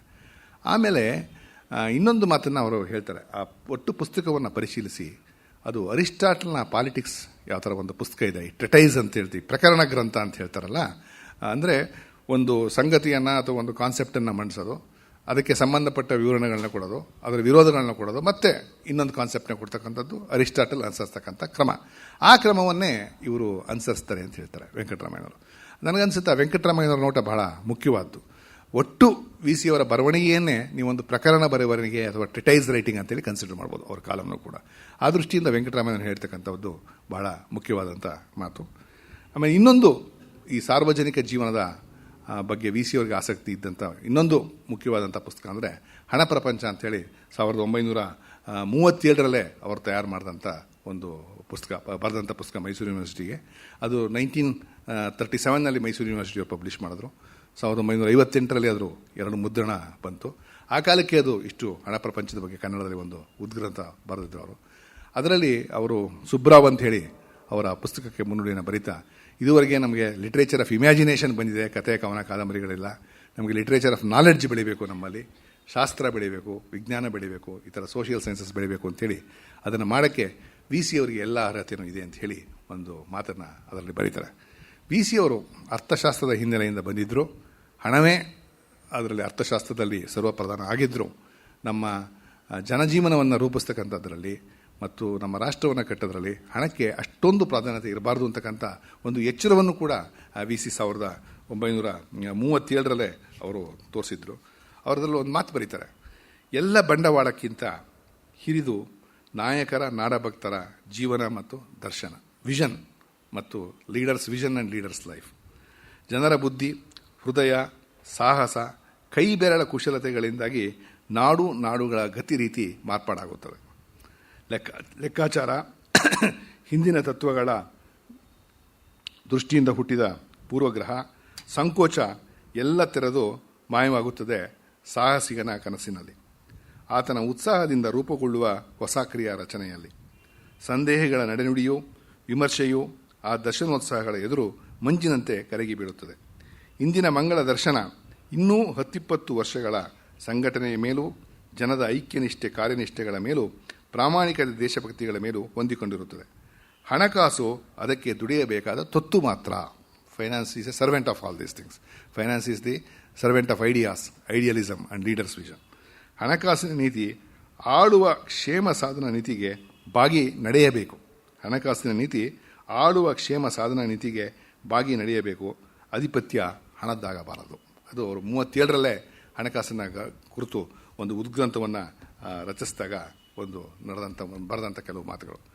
ಇದೆಲ್ಲ ಈ ಸಾರ್ವಜನಿಕ ಜೀವನದ ಬಗ್ಗೆ VC ಅವರಿಗೆ ಇರ್ತಕ್ಕಂಥ ಆಸಕ್ತಿ ಈ ರೀತಿ ಲಾ, ರಿಲಿಜನ್ನು, ಎಕನಾಮಿಕ್ಸು ಇದಕ್ಕೆ ಸಂಬಂಧಪಟ್ಟ ಪುಸ್ತಕಗಳಲ್ಲಿ ಮಾತ್ರ ಇದೆ ಅಂತ ನೀವು ಒಂದು ತಪ್ಪು ಅಭಿಪ್ರಾಯಕ್ಕೆ ಬರಬೇಡಿ. ಅವರು ಮಹಾಭಾರತದ ಬಗ್ಗೆ ಒಂದು ಪುಸ್ತಕವನ್ನು ಬರೆದಿದ್ದಾರೆ, ಕೃಷ್ಣ ಚಾರಿತ್ರ್ಯ ಅಂತ ಹೇಳಿ. ನನ್ನ ಪ್ರಕಾರ ಅವರು VC ಅವರ ಮುಖ್ಯವಾದ ಪುಸ್ತಕಗಳಲ್ಲಿ ಆ ಕೃಷ್ಣ ಚಾರಿತ್ರ್ಯ ಅಂತಕ್ಕಂಥದ್ದು ಒಂದು. ಅದರಲ್ಲಿ ಇಡೀ ಮಹಾಭಾರತವನ್ನೇ ಅವರು ಪರಿಶೀಲಿಸೋದು ಈ ಗವರ್ನೆನ್ಸ್, ಒಬ್ಬ ಆಡಳಿತಗಾರ ಆಗಿರ್ತಕ್ಕಂಥವನು ಸಮರ್ಥವಾದ ಜನಹಿತವಾದ ಆಡಳಿತವನ್ನು ಯಾವ ರೀತಿ ನಡೆಸಬೇಕು ಅಂತಕ್ಕಂಥ ಈ ಶಾಂತಿ ಪರ್ವದ ಉಲ್ಲೇಖಗಳಿಂದ, ಅನೇಕ ಪ್ರಸಂಗಗಳ ಉಲ್ಲೇಖದಿಂದ, ವಿದುರ ನೀತಿಯ ಉಲ್ಲೇಖದಿಂದ ಅವರು ಪರಿಶೀಲಿಸ್ತಾರೆ. ಅದರಲ್ಲಿ ಒಂದು ಪ್ರಕರಣವನ್ನು ಅವರು ವಿಶ್ಲೇಷಿಸೋದು ಬಹಳ ಸೂಕ್ಷ್ಮ ಮನಸ್ಸಿನಿಂದ ವಿಶ್ಲೇಷಿಸಿದ್ದಾರೆ. ಅದು ವಿಕದ್ರು ಪ್ರಕರಣ ಅಂಥೇಳಿ. ಈ ಶ್ರೀಕೃಷ್ಣ ಅವನು ತನ್ನ ಯಾದವ ಸ್ಥಾನವನ್ನು ಬಿಟ್ಟು ಹಸ್ತಿನಾವತಿಗೆ ಬರೋಕ್ಕಿಂತ ಮುಂಚೆ ಜರಾಸಂಧ ಯಾದವರನ್ನ ಮತ್ತೆ ಮತ್ತೆ ಹಿಂಸೆಗೆ, ಯುದ್ಧಕ್ಕೆ ಅವರು ಒಳಗಾಗ್ತಾ ಇರ್ತಾನೆ ಮತ್ತು ಅವ್ರಿಗೆ ಅವರನ್ನು ಸೋಲಿಸ್ತಾ ಇರ್ತಾನೆ. ಆದರೆ ಇವರು ಕೂಡ, ಯಾದವರು ಕೂಡ ಒಂದು ಆವಾಗ ಎಮರ್ಜಿಂಗ್ ಕ್ಲಾಸ್ ಅವರು. ಅವ್ರಿಗೆ ತಮ್ಮ ಸಂಸ್ಥಾನವನ್ನು ಯಾವ ರೀತಿ ಉಳಿಸ್ಕೋಬೇಕು ಮಾಡಬೇಕು ಅಂತ ಒಂದು ಆಸೆ ಇರುತ್ತೆ. ಆದರೆ ಆ ವಿಕದ್ರಿಗೆ ತುಂಬ ವಿರೋಧ ಇರೋದು ಕೃಷ್ಣ ಮತ್ತು ಬಲರಾಮರ ಬಗ್ಗೆ, ಯಾದವ್ರ ಬಗ್ಗೆ ಅಲ್ಲ. ಅದರಿಂದ ಅವನು ಆ ವಿಕದ್ರು ಅಂತಕ್ಕಂಥವನು ಅಲ್ಲ ಹೇಳ್ತಾನೆ, ಈ ಕೃಷ್ಣ ಮತ್ತು ಬಲರಾಮ ನಮ್ಮ ನಾಡನ್ನು ಬಿಟ್ಟು ಕೆಲವು ದಿವಸ ಕಾಡು ಹೋಗಿರೋದಾದರೆ ನಾವು ನಮ್ಮ ರಾಜ್ಯವನ್ನು ಅದನ್ನೆಲ್ಲ ಬೇರೆ ರೀತಿ ಕಟ್ಕೋಬೋದು. ನಾವು ಅವ್ರಿಗೆ ಇಬ್ಬರನ್ನ ಕಂಡ್ರಾಗಲ್ಲ ಅಂಥೇಳಿ ಜರಾಸಂಧ ಬಂದು ನಮ್ಮ ಸಂಸ್ಥಾನವನ್ನು ಪದೇ ಪದೇ ಅಟ್ಯಾಕ್ ಮಾಡ್ತಾ ಇದ್ದಾನೆ. ಆದ್ದರಿಂದ ಈ ಕೃಷ್ಣ ಮತ್ತು ಬಲರಾಮರು ಮನಸ್ಸು ಮಾಡಿ ಕಾಡು ಹೋಗಿಬಿಡ್ಬೇಕು, ನಮ್ಮ ನಾಡಿನಲ್ಲಿ ಇರಬಾರ್ದು ಅಂತೇಳಿ ಹೇಳ್ತಾರೆ. ಆವಾಗ ಕೃಷ್ಣ ಅವನು ಎಷ್ಟೇ ಆದರೂ ಯುವ ಪುರುಷ ತಾನೆ, ಅವನು ನಿಂತ್ಕೊಂಡು ಆ ವಿಕದ್ರನ್ನ ಸಮರ್ಥಿಸಿ ಮಾತಾಡ್ತಾನೆ. ನಾವು ಯಾದವರು ನಿಜವಾಗ್ಲೂ ಸಮರ್ಥರು, ಶಕ್ತಿವಂತರು ಎಲ್ಲ ಸರಿ, ಆದರೆ ನಾಡಿಗೆ ಹಿತ ಆಗತ್ತೆ ಅನ್ನೋದಿದ್ದರೆ, ಸಾರ್ವಜನಿಕರಿಗೆ ಹಿತ ಆಗತ್ತೆ ಅನ್ನೋದಿದ್ದರೆ, ಒಳಿತಾಗತ್ತೆ ಅನ್ನೋದಿದ್ದರೆ ನಾವಿಬ್ಬರು ಸೋದರರು ನಾವು ಕಾಡಿಗೆ ಹೋಗ್ತೀವಿ ಅಂಥೇಳಿ ಯುದ್ಧವನ್ನು ತಪ್ಪಿಸ್ತಾನೆ ಅವನು. ಅಂದರೆ ಆ ಪ್ರಕರಣವನ್ನು ಅವ್ರು ಎಷ್ಟು ಚೆನ್ನಾಗಿ VC ಅವರು ವಿಶ್ಲೇಷಿಸ್ತಾರೆ ಅಂದರೆ, ವ್ಯಕ್ತಿಗಿಂತ ಕುಟುಂಬ ದೊಡ್ಡದು, ಕುಟುಂಬಕ್ಕಿಂತ ಇದು ಸಮಾಜಕ್ಕಿಂತ ದೇಶ, ಜನಾಂಗ ಇದೆಲ್ಲ ದೊಡ್ಡದು ಅಂತಂದ್ಬಿಟ್ಟು ಮಹಾಭಾರತವನ್ನು ವಿಶ್ಲೇಷಿಸುವಾಗಲೂ ಕೂಡ VC ಅವರಿಗೆ ಗಮನ ಇರತಕ್ಕಂಥದ್ದು ಸಾರ್ವಜನಿಕ ಹಿತ ಮತ್ತು ಸಾರ್ವಜನಿಕ ಆಸಕ್ತಿ. ಇದು ಇಷ್ಟು ನಾನು ಯಾಕೆ ಹೇಳಿದೆ ಅಂದರೆ, VC ಅವರ ಮನೋಧರ್ಮ ಯಾವ ರೀತಿ ರೂಪಿತ ಆಗ್ತು ಅನ್ನೋ ಸೂಚಿಸೋಕ್ಕೆ ಮತ್ತು ಅವರು ಬೇರೆ ಬೇರೆ ಪುಸ್ತಕಗಳಲ್ಲಿ ಇದು ಯಾವ್ಯಾವ ರೀತಿ ವ್ಯಕ್ತವಾಗಿದೆ ಅಂತಕ್ಕಂಥದ್ದನ್ನು ಇದು ಮಾಡೋಕ್ಕೆ. ಈಗ ನಾನು ಮುಂದೆ ತೆಗೆದುಕೊಳ್ತಕ್ಕಂಥದ್ದು ಅವರ ಇದು ಈ ಸಾರ್ವಜನಿಕ ಜೀವನಕ್ಕೆ ಸಂಬಂಧಪಟ್ಟ ಆಸಕ್ತಿ ಕ್ಲಿಯರ್ ಆಗಿ ವ್ಯಕ್ತವಾಗ್ತಕ್ಕಂಥದ್ದು ಈ ಕೆಲವು ಪುಸ್ತಕಗಳಲ್ಲಿ ಮತ್ತು ಕೆಲವು ಅವರ ಅಂಕಣ ಬರಹಗಳಲ್ಲಿ ಹೇಗೆ ಅದು ವ್ಯಕ್ತವಾಗಿದೆ ಅಂತಕ್ಕಂಥದ್ದನ್ನು ಇದು ನನ್ನ ಮಾತಿನ ಮುಂದಿನ ಭಾಗ. ಈ ಅಂಕಣಗಳನ್ನ ನಾವು ಯಾಕೆ ಬರೀಬೇಕು ಅನ್ನೋದು ತುಂಬ ಮುಖ್ಯವಾದ ಪ್ರಶ್ನೆ. ನಾನು 2-3 ಪತ್ರಿಕೆಗಳಿಗೆ ಅಂಕಣ ಬರೆದಿದ್ದೀನಿ. ಹಿರಿಯ ಅಂಕಣಕಾರರಾದ ರಾಮಸ್ವಾಮಿ ಅವರಿದ್ದಾರೆ. ನನಗೆ ಅಂಕಣ ಬರೆಯೋಕ್ಕೆ ಅವಕಾಶ ಕೊಟ್ಟಂಥ ಶ್ರೀಧರ ಮೂರ್ತಿಯವರು ಇಲ್ಲಿದ್ದಾರೆ. ಯಾಕೆ ಅಂಕಣ ಬರೀಬೇಕು? ನಾವು ಅಂಕಣ ಬರೆಯೋದ್ರಿಂದ ನಾವೇನು ಗೌರ್ಮೆಂಟ್ ಪಾಲಿಸೀಸ್ನ ಇನ್ಫ್ಲೂಯೆನ್ಸ್ ಮಾಡೋಕ್ಕಾಗತ್ತಾ? ಗೌರ್ಮೆಂಟ್ ಥಿಂಕಿಂಗ್ನ ಚೇಂಜ್ ಮಾಡೋಕ್ಕಾಗತ್ತಾ? ಅಥವಾ ಲೀಡರ್ಶಿಪ್ ಯೋಚನೆ ಮಾಡೋಕ್ಕಾಗತ್ತಾ? ಅದೊಂದು ಭ್ರಮೆ. ಅದು ಖಂಡಿತ ಆಗಲ್ಲ. ನಾವೇ ಅಲ್ಲ, ಪ್ರೈಮ್ ಮಿನಿಸ್ಟ್ರಿಗೇ ಸಮ್ಟೈಮ್ಸ್ ಒಂದು ಪಾಲಿಸಿಯನ್ನು ಈ ಥರ ಮಾಡಬೇಕು ಅಂದರೆ ಅವನಿಗೇ ಮಾಡೋಕ್ಕಾಗಲ್ಲ. ಈಗ ನೀವು ಎಷ್ಟೋ ಇದರಲ್ಲಿ ಗಮನಿಸಿರ್ತೀರಿ, ಮೋದಿ 2 ಹೆಜ್ಜೆ ಮುಂದೆ ಹೋಗ್ತಾರೆ, ಆಮೇಲೆ 4 ಹೆಜ್ಜೆ ಹಿಂದೆ ಬರ್ತಾರೆ. ಅವರು ಅಂತಲ್ಲ, ಎಲ್ಲ ಪ್ರಧಾನಮಂತ್ರಿಗಳು ಹಾಗೇನೆ. ಆಮೇಲೆ ನಾವು ಏನೇ ಬರೆದ್ರು, ನೀವು ಕನ್ನಡದಲ್ಲೇ ಬರೀರಿ, ಇಂಗ್ಲೀಷ್ನಲ್ಲೇ ಬರೀರಿ, ಹಿಂದಿನಲ್ಲೇ ಬರೀರಿ, ಅಂಕಣದಿಂದ ನಾವು ಗೌರ್ಮೆಂಟ್ ಪಾಲಿಸೀಸ್ನ ಇನ್ಫ್ಲೂಯೆನ್ಸ್ ಮಾಡೋದು ಬಹಳ ಕಷ್ಟ. ಅದು ಯಾತಕ್ಕೆ ಕಷ್ಟ ಅಂತಂದರೆ ಅದು ಸುಮ್ಮನೆ ಕಷ್ಟ ಅಲ್ಲ, ಗೌರ್ಮೆಂಟ್ ಪಾಲಿಸೀಸ್ ಇರಬೇಕಾದ್ದು ಕೂಡ ಹಾಗೇನೆ. ಯಾರೋ ಒಬ್ಬ ಎಡಿಟ್ರು ಬರೀತಾನೆ ಅಥವಾ ಒಬ್ಬ ರೈಟ್ರು ಬರೀತಾನೆ ಅಂತೇಳಿ ಗೌರ್ಮೆಂಟ್ನವ್ರು ಪಾಲಿಸಿ ಮಾಡೋಕ್ಕಾಗಲ್ಲ. ಅವರು ಎಲ್ಲ ಕಡೆಯಿಂದಲೂ ಇನ್ಪುಟ್ಸ್ಗಳನ್ನ ತೆಗೆದುಕೊಂಡು, ಸಲಹೆ ಸೂಚನೆಗಳನ್ನ ತೆಗೆದುಕೊಂಡು, ಪರ ವಿರೋಧವನ್ನು ಪರಿಶೀಲಿಸಿ ನಂತರ ಅವರು ನಿಯಮವನ್ನು ಮಾಡಬೇಕು. ಆದರೆ ಕಾಲಮ್ ಯಾಕೆ ಬರೀಬೇಕು? ನಾವು ಬಜೆಟ್ ಬಗ್ಗೆ ಬರಿತೀವಿ, ಬ್ಯಾಂಕ್ ರೇಟ್ ಬಗ್ಗೆ ಬರಿತೀವಿ, ಎಜುಕೇಷನ್ ಹೆಂಗಿರಬೇಕು ಅಂತ ಬರಿತೀವಿ, ಸಾಹಿತ್ಯ ಹೇಗಿರಬೇಕು ಅಂತ ಬರಿತೀವಿ. ಅದರಿಂದ ಏನು ಪ್ರಯೋಜನ? ಅದನ್ನು VC ಅವರು ಕೇಳ್ಕೊಳ್ತಾರೆ. ಅವ್ರು ಹೇಳ್ತಾರೆ ಅದರಿಂದ ಏನು ಪ್ರಯೋಜನ ಅಂದರೆ ನಾವು ಜನಗಳನ್ನ ಎಜುಕೇಟ್ ಮಾಡ್ಬೇಕು, ಒಂದು ಪ್ರಯತ್ನ ಮಾಡ್ಬೋದು, ಜನಗಳ ಜೊತೆ ಒಂದು ಚರ್ಚೆ ಮಾಡ್ಬೋದು, ಒಂದು ಸಂವಾದ ಮಾಡ್ಬೋದು. ಅವರು ನಮಗೆ ಹೇಳ್ತಾರೆ, ಅದರಿಂದ ನಾವು ಬೆಳಿಬೋದು, ಓದುಗರು ಬೆಳಿಬೋದು. ಈ ರೀತಿಯ ಒಂದು ಉದ್ದೇಶವನ್ನು ನಾವು ಅಂಕಣ ಬರೆಯೋದ್ರ ಬಗ್ಗೆ ಇಟ್ಕೋಬೇಕು. ಈ ಅಂಕಣವನ್ನು ಅವರು ಸುಮಾರು 1959 ಮತ್ತು 64ರ ನಡುವೆ, ಅಂದರೆ ದ್ವಿತೀಯ ಪಂಚವಾರ್ಷಿಕ ಯೋಜನೆ ಮತ್ತು ತೃತೀಯ ಪಂಚವಾರ್ಷಿಕ ಯೋಜನೆಯ ಅವಧಿಯಲ್ಲಿ ಮತ್ತು ಈ ಚೈನಾ ದಾಳಿಯ ಸಂದರ್ಭದಲ್ಲಿ ನಮ್ಮ ವಿದೇಶಾಂಗ ನೀತಿ ನೆಹರೂರವರ ನಾಯಕತ್ವದಲ್ಲಿ ಆಲಿಪ್ತ ನೀತಿ ರೂಪುಗೊಳ್ತಾ ಇದ್ದಂಥ ಒಂದು ಸಂದರ್ಭದಲ್ಲಿ ಬರೆದರು. ಸುಮಾರು ಒಂದು 200ಕ್ಕಿಂತ ಹೆಚ್ಚು ಕಾಲಮ್ಗಳನ್ನ ಬರೆದರು. ಅದನ್ನು ಇವರು ಒಂದು 110 ಸಂಗ್ರಹಿಸಿ 2 ಪುಸ್ತಕ ಮಾಡಿದ್ದಾರೆ, ಲೋಕ ಸಮೀಕ್ಷೆ ಅಂಥೇಳಿ. ನಾನು ಆಗಲೇ ಹೇಳಿದೆ, ಇದು ಬೆಳೆದಂಥ ಕಾಲ ಯಾವುದು ಅಂತಾರೆ, ಬರೆದಂಥ ಕಾಲ ಯಾವುದು ಅಂತಂದರೆ ಇಲ್ಲಿ ಸಮಾಜದಲ್ಲಿ ಇನ್ನೂ ಐಡಿಯಲಿಸಮ್ ಅದೆಲ್ಲ ಇನ್ನೂ ಉಳ್ಕೊಂಡಿತ್ತು. ಸ್ವಲ್ಪ ಸ್ವಾತಂತ್ರ್ಯ ಚಳುವಳಿಯಲ್ಲಿ ಭಾಗವಹಿಸಿದಂಥ ಅನೇಕ ನಾಯಕರುಗಳೆಲ್ಲ ಇದ್ದರು. ಮತ್ತು ನಮ್ಮೆಲ್ಲರಲ್ಲೂ ಕೂಡ ಜನಸಾಮಾನ್ಯರಲ್ಲೂ ಒಂದು ರೀತಿಯ ಪ್ರಾಮಾಣಿಕತೆ, ನಿಸ್ಪೃಹತೆ ಅದೆಲ್ಲ ಇತ್ತು. ಆ ಕಾಲದಲ್ಲಿ ದೇಶವನ್ನು ನಾವು ಕಟ್ಟಬಹುದು ಬೇರೆ ರೀತಿಯಲ್ಲಿ ಅಂತಕ್ಕಂಥ ಒಂದು ನಂಬಿಕೆಯೂ ಇತ್ತು ಜನಗಳಿಗೆ. ಆ ಅವಧಿಯಲ್ಲಿ ಅವರು ನಮ್ಮ VC ಅವರು ಈ ಅಂಕಣಗಳನ್ನ ಬರೆದದ್ದು. ಆದರೆ ಈ ಅಂಕಣಗಳನ್ನ ಬರೆದಿದ್ರು ನಾವು ಅದನ್ನು ಅಂಕಣಗಳು ಅಂತಲೇ ಹೇಳ್ತಕ್ಕಂಥದ್ದು ಸ್ವಲ್ಪ ತಪ್ಪಾಗುತ್ತೆ. ಯಾಕಂದರೆ ಒಂದೊಂದು ಬರಹದ ವ್ಯಾಪ್ತಿ 8 ಪುಟ, 10 ಪುಟ, 12 ಪುಟ ಇದೆ. ಈಗ ನಾವು ಶ್ರೀಧರ ಮೂರ್ತಿಯವರು ನಾವು ಕಾಲಮ್ ಕೊಟ್ಟರೆ ಏನು ಸರ್ 700 ಪದಕ್ಕಿಂತ ಜಾಸ್ತಿ ಬರೀತೀರಿ ಅಂತ ಗಲಾಟೆ ಮಾಡ್ತಿದ್ರು. ಅಷ್ಟೊಂದು ಜಾಗ ಕೊಡ್ತಿದ್ರಲ್ಲ ಆಗ ಪೇಪರ್ಗಳಲ್ಲಿ ಅಂತ ನಮಗೆ ಆಶ್ಚರ್ಯ ಆಗುತ್ತೆ. ಅದು ಫುಲ್ ಲೆಂತ್ ಆರ್ಟಿಕಲ್ಸ್ ಅವೆಲ್ಲ, ಎಸ್ಸೆಸ್, ಕಂಪ್ಲೀಟ್ ಎಸ್ಸೆಸ್. ಅದು ಕಾಲಮ್ಗಳೆಲ್ಲ. ಕಾಲಮ್ಗಳು ಅಂದರೆ 800 ಪುಟ, 800 ಪೇಜು, 1000 ಪೇಜ್ ಇರಬೇಕು, 4 ಇದಿರಬೇಕು, ಸೆಂಟಿಮೀಟರ್ಸ್ ಇರಬೇಕು. ಆ ಥರದ ರಿಸ್ಟ್ರಿಕ್ಷನ್ ಎಲ್ಲ ಅವ್ರಿಗೆ ಇರಲಿಲ್ಲ. ವೆಂಕಟರಾಮಯ್ಯನವರು ಹೇಳೋದಲ್ಲ, ಪ್ರಕರಣ ಗ್ರಂಥ ಅಂತ, ಪ್ರಕರಣ ಬರವಣಿಗೆ ಅಂತೇಳಿ ಆ ಮಾದರಿಯನ್ನು ಅವರು ತಮ್ಮ ಎಲ್ಲ ಅಂಕಣಗಳಲ್ಲೂ VC ಅವರು ಅನುಸರಿಸ್ತಾರೆ. ಒಂದು ವಿಷಯವನ್ನು ತಗೊಳ್ಳೋದು, ಅದಕ್ಕೆ ಪ್ರವೇಶವನ್ನು ಕೊಡೋದು, ಅದರ ಪರವನ್ನು ಹೇಳೋದು, ವಿರೋಧವನ್ನು ಹೇಳೋದು, ಬೇರೆ ಬೇರೆ ದೇಶಗಳಲ್ಲಿ ಅದಕ್ಕೆ ಸಂಬಂಧಪಟ್ಟ ಪ್ರಯೋಗಗಳೇನು ನಡೆದಿದೆ ಅಂತ ಹೇಳೋದು, ಓದುಗರನ್ನ ಒಂದು ಚಿಂತನೆಗೆ ಪ್ರೇರೇಪಿಸಿ ತನ್ನ ತೀರ್ಮಾನವನ್ನು ಕೊಟ್ಟು ಒಂದು ಮೆಲುದನಿಯಲ್ಲಿ ಸಂವಾದವನ್ನು ಮಾಡ್ತಕ್ಕಂಥದ್ದು ಅವರ ಕ್ರಮ. ಆಮೇಲೆ ಈ ಕಾಲಂ ಬರೆಯುವುದಕ್ಕೆ VC ವಿಮರ್ಶಕರಾಗಿ, ಕವಿಗಳಾಗಿ, ಪ್ರಬಂಧಕಾರರಾಗಿ ಎಸ್ಟಾಬ್ಲಿಷ್ ಆಗಿರ್ತಾರೆ. ಆದರೆ ಅವರು ಲಿಟರರಿ ಟಾಪಿಕ್ಸ್ ಮೇಲೆ ಕಾಲಮೇ ಬರೆದಿಲ್ಲ. ಅವರ 110 ಕಾಲಮ್ಗಳನ್ನ ನೀವು ತೊಗೊಂಡ್ರೆ ಒಂದು 10 ಕಾಲಮು ಬಹುಶಃ ಸಾಹಿತ್ಯದ ಮೇಲೆ ಇರ್ಬೋದು. ನವ್ಯ ವಿಮರ್ಶೆ ಹೇಗಿರಬೇಕು, ಅಥವಾ DVG ಅವ್ರ ಬಗ್ಗೆ ಒಂದು ಎಸ್ಸೆ ಇದೆ, ಅಥವಾ ಒಂದು 8-10 ಇಲ್ಲ ಅಂತ ಕಾಣುತ್ತೆ. ಇನ್ನು ಬಾಕಿದೆಲ್ಲ ಅವ್ರದ್ದು ಇದು ಪಬ್ಲಿಕ್ ಟಾಪಿಕ್ಸ್ ಅಂತ ನಾವೇನು ಹೇಳ್ತೀವಿ ಅದ್ರ ಬಗ್ಗೆನೇ. ಆದರೆ ಇಲ್ಲಿ ಒಂದು ಗಮನಿಸಬೇಕಾದ ಒಂದು ಅಂಶ ಏನು ಅಂತಂದರೆ, ಅವರು ಸಾಹಿತಿಯಾಗಿದ್ದರು, ಕವಿಯಾಗಿದ್ದರು, ವಿಮರ್ಶಕರಾಗಿದ್ದರು. ಅವರ ಅಂಕಣಗಳಲ್ಲಿ ನಾವು ಸಂವೇದನೆ ಅಂತ ಏನು ಹೇಳ್ತೀವಿ, ಸಾಹಿತಿಗಳು ಬರೆದಾಗ ಅವರ ಅಂಕಣಗಳಲ್ಲಿ ಸಂವೇದನೆಯ ಅಂಶ ಜಾಸ್ತಿ ಇರುತ್ತೆ, ಆ ಅಂಶ ಕಡಿಮೆ VC ಅವರಲ್ಲಿ. ಅವರು ಹೆಚ್ಚು ಒಂದು ವಿಶ್ಲೇಷಣಾತ್ಮಕವಾದ, ತಾರ್ಕಿಕವಾದಂಥ ಮತ್ತು ಜನರನ್ನು ಒಪ್ಸೋದು ಹೇಗೆ ಅಂತೇಳಿ ಯೋಚನೆ ಮಾಡುವಂಥ ಅನಾಲಿಟಿಕಲ್, ಲಾಜಿಕಲ್, ಪರ್ಸಿಯಸಿವ್ ಮೆಥಡನ್ನೇ ಅವರು ಅನುಸರಿಸ್ತಾರೆ. ಆಮೇಲೆ ಯಾವಾಗಲೂ ಅವರು ಒಂದು ಅತಿಯಾದ ನಿಲುವನ್ನು ತಗೊಳ್ಳಲ್ಲ. ಅವರು ಎಡಪಂಥ ಬಲಪಂಥ ಅಂಥೇಳಿ ನೀವು ಯಾವುದನ್ನೇ ಆ ಕಡೆಗೆ ಈ ಕಡೆಗೆ ಇದು ಮಾಡ್ತಕ್ಕಂಥ ಒಂದು ಎಕ್ಸ್ಟ್ರೀಮ್ ಸ್ಟ್ಯಾಂಡ್ ಅಂತ ಹೇಳ್ತೀವಿ, ಆ ಥರ ಸ್ಟ್ಯಾಂಡನ್ನು ಅವರು ತಗೊಳ್ಳಲ್ಲ. ಆಮೇಲೆ ಅವರು ಆ ದೃಷ್ಟಿಯಿಂದ ಯಾವುದೇ ಈ ಕಮ್ಯುನಿಸಮ್ ಪರವಾಗಿ ಅಥವಾ ಸ್ವತಂತ್ರ ಪಾರ್ಟಿಯ ಪರವಾಗಿ, ಆ ಪಾರ್ಟಿ ಪರವಾಗಿ, ಈ ಪಾರ್ಟಿ ಪರವಾಗಿ ಅವರು ವಾದವನ್ನು ಮಾಡ್ತಕ್ಕಂಥವ್ರು ಅಲ್ಲ. ಆಮೇಲೆ ಇನ್ನೊಂದು ಸಾಮಾನ್ಯವಾಗಿ ಕಾಲಮ್ ಬರೆಯೋರಿಗೆ ಏನಿರುತ್ತೆ ಅಂತಂದರೆ, ಅಥವಾ ಯಾವುದೇ ಲೇಖಕರಿಗೆ ಒಂದೇನಿರುತ್ತೆ ಅಂದರೆ ತಾವು ಬದುಕಿದಂಥ ಬಾಲ್ಯಕಾಲ ಬಹಳ ಸುಂದರವಾಗಿತ್ತು, ಅಥವಾ ಇತಿಹಾಸದಲ್ಲಿ ಯಾವುದೋ ಒಂದು ಕಾಲದಲ್ಲಿ ಸುವರ್ಣ ಯುಗ ಆಗೋಗ್ಬಿಟ್ಟಿತ್ತು, ಈಗಿನ ಕಾಲ ಎಲ್ಲ ಏನೂ ಪ್ರಯೋಜನ ಇಲ್ಲ, ಮುಂದೆ ಬರೋದು ಪ್ರಯೋಜನ ಇಲ್ಲ, ನಮ್ಮ ಬಾಲ್ಯ ನಮ್ಮ ಯೌವನ ಇತ್ತಲ್ಲ ಅದು ಬೆಸ್ಟ್ ಪೀರಿಯಡ್ ಅಂತೇಳಿ. ಅದು ವಿ ಸಿ ಅವರು ಒಂದು ಮಾತು ಹೇಳ್ತಾರೆ, ನನ್ನ ಕಾಲಕ್ಕಿಂತ ಈ ಕಾಲದ ಜೀವನ ಹೆಚ್ಚು ಮುಖ್ಯವಾದದ್ದು, ಹೆಚ್ಚು ಜಟಿಲವಾದದ್ದು. ಆ ಕಾಂಪ್ಲೆಕ್ಸಿಟಿಯ ಅವೇರ್ನೆಸ್ನ ಒಬ್ಬ ನಿಜವಾದ ಕಾಲಮಿಸ್ಟ್ ಅಂತಂದರೆ ತಾನು ಬರಿತಾ ಇರ್ತಕ್ಕಂಥ ಕಾಲದ ಸಂಕೀರ್ಣತೆಯನ್ನು ಮತ್ತು ಪ್ರಾಮುಖ್ಯತೆಯನ್ನು ಗುರುತಿಸ್ತಕ್ಕಂಥದ್ದು, ಸಮಕಾಲೀನತೆಯನ್ನು ಗುರುತಿಸ್ತದ್ದು. ಯಾವುದೋ ಕಾಲದಲ್ಲಿ ನಮಗೆ ಗೋಲ್ಡನ್ ಏಜ್ ಆಗೋಯ್ತು ಅಥವಾ ನಮ್ಮ ಬಾಲ್ಯ ಚೆನ್ನಾಗಿತ್ತು, ನಮ್ಮ ಕಾಲದ ನಾಯಕರು ಚೆನ್ನಾಗಿದ್ದರು, ಅವಾಗ ಪ್ರಾಮಾಣಿಕತೆ ಹೆಚ್ಚಾಗಿತ್ತು, ರಾಮರಾಜ್ಯ ಇತ್ತು ಅಂತ ಬರೆಯೋದ್ರಿಂದ ಏನು ಪ್ರಯೋಜನ ಆಗಲ್ಲ. ಆದರೆ ಅವನು ಇದನ್ನೇ ಇದು ಮಾಡಬೇಕು, ಏನೋ ಒಂದು ತನ್ನ ಕಾಲದ ಏನು ಬರಿತಾ ಇದ್ದಾನೆ ಆ ದಿನನಿತ್ಯದ ಪ್ರಾಮುಖ್ಯತೆ ಮತ್ತು ಸಂಕೀರ್ಣತೆಯನ್ನು ಗುರುತಿಸ್ತಕ್ಕಂಥದ್ದನ್ನ ವಿ ಸಿ ಅವರ ಬರವಣಿಗೆಯನ್ನು ನಾವು ನೋಡ್ಬೋದು. ಆಮೇಲೆ ಈ ಅಂಕಣಗಳಲ್ಲಿ ಅವರು ಸಾಹಿತಿಗಳ ಬರೆದಂಥ ಅಂಕಣಗಳಲ್ಲಿ ಸಾಮಾನ್ಯವಾಗಿ ಈ ವೈಯಕ್ತಿಕ ಅಂಶಗಳು ಜಾಸ್ತಿ ಇರುತ್ತೆ, ವ್ಯಕ್ತಿ ಚಿತ್ರಗಳು ಅಥವಾ ಒಬ್ಬನ ವ್ಯಕ್ತಿತ್ವದ ವಿವರಗಳನ್ನು ಹೇಳ್ತಕ್ಕಂಥದ್ದು. ಅದನ್ನು ಪೂರ್ತಿ ಅವರು ಅವಾಯ್ಡ್ ಮಾಡ್ತಾರೆ, ಯಾವ ವ್ಯಕ್ತಿಯ ಬಗ್ಗೆನೂ ಬರೆಯಲ್ಲ. ಇನ್ಫ್ಯಾಕ್ಟ್ ಅವರ ಅಂಕಣಗಳಲ್ಲಿ ಭಾವನಾತ್ಮಕವಾದಂಥ ಅಂಶ ಯಾವುದೂ ಇಲ್ಲ ಅಂತಲೂ ಕೂಡ ನೀವು ಹೇಳ್ಬೋದು. ಅದಕ್ಕೆ ಒಂದೇ ಒಂದು ಅಪವಾದ ಅಂತಂದರೆ ರಾಧಾಕೃಷ್ಣನ್ ಹೇಗೆ ಟೀಚ್ ಮಾಡ್ತಿದ್ರು ಅಂತೇಳಿ ಒಂದು ಪ್ಯಾರ ಬರ್ತಿಲ್ಲ, ಪ್ಯಾರನ ಓದ್ತೀನಿ ನಿಮಗೆ ಮುಂದೊಂದು ಸಲ ಬಂದಾಗ. ಅದು ಒಂದು ಎಕ್ಸೆಪ್ಷನ್. ಇಲ್ಲದೇ ಅವರು private matters, private emotions, private life ಬಗ್ಗೆ ಅವರು ಬರೆಯೋರೇ ಅಲ್ಲ. ಆಮೇಲೆ ಲಲಿತ ಕಲೆಗಳ ಮೇಲೂ ಹೆಚ್ಚು ಬರೆಯಲ್ಲ ಅವರು, ಈ ಧರ್ಮ ಮತ ರಾಜಕಾರಣದ ಮೇಲೂ ಬರೆಯಲ್ಲ. ನೋಡಿ, ಪ್ಲಾನಿಂಗ್ ಬಗ್ಗೆ, ಎಕಾನಮಿ ಬಗ್ಗೆ, ಎಜುಕೇಷನ್ ಬಗ್ಗೆ, ಈ ಫಾರಿನ್ ಅಫೇರ್ಸ್ ಬಗ್ಗೆ, ನಮ್ಮ ಸಂಘ ಸಂಸ್ಥೆಗಳು ಯಾವ ರೀತಿ ಕೆಲಸ ಮಾಡಬೇಕು ಅನ್ನೋದ್ರ ಬಗ್ಗೆ ಅವರು ಬರಿತಾ ಹೋಗ್ತಾರೆ. ಆಮೇಲೆ ಅವರು ಇಷ್ಟೆಲ್ಲ ಹೇಳಿದ್ಮೇಲೆ ಅವರು ಅಂಕಣಗಳನ್ನು ಯಾವ ರೀತಿ ಬರಿತಿದ್ರು ಅನ್ನೋದನ್ನು, ಅವರ ಆಸಕ್ತಿಯ ಹರಿವನ್ನು ಸೂಚಿಸೋದಕ್ಕೆ ಕೆಲವು ಅಂಕಣಗಳನ್ನು, ಒಂದು 5-6 ಅಂಕಣಗಳನ್ನು ಮಾತ್ರ ಸೂಕ್ಷ್ಮವಾಗಿ ನಿಮ್ಮ ಮುಂದ್ಗಡೆ ನಾನು ಪರಿಶೀಲಿಸೋಕ್ಕೆ ಇಷ್ಟಪಡ್ತೀನಿ. ಅವರ ಮೊದಲನೆಯ ಅಂಕಣನೇ ಬದುಕು ಇಂದಿನದು. ಆ ಟೈಟ್ಲೇ ಚೆನ್ನಾಗಿ ನೋಡಿ, ಬದುಕು ಇಂದಿನದು ಆಸೆ ನಾಳೆಯದು ಅಂತೇಳಿ. ಬದುಕು ಇಂದಿನದು ಆಸೆ ನಾಳೆಯದು. ಅದರಲ್ಲಿ ಅವ್ರು ಹೇಳ್ತಾರೆ ನಾನು ಯಾವ್ಯಾವ ರೀತಿ ಅಂಕಣಗಳನ್ನ ಬರಿತೀನಿ ಅಂತ.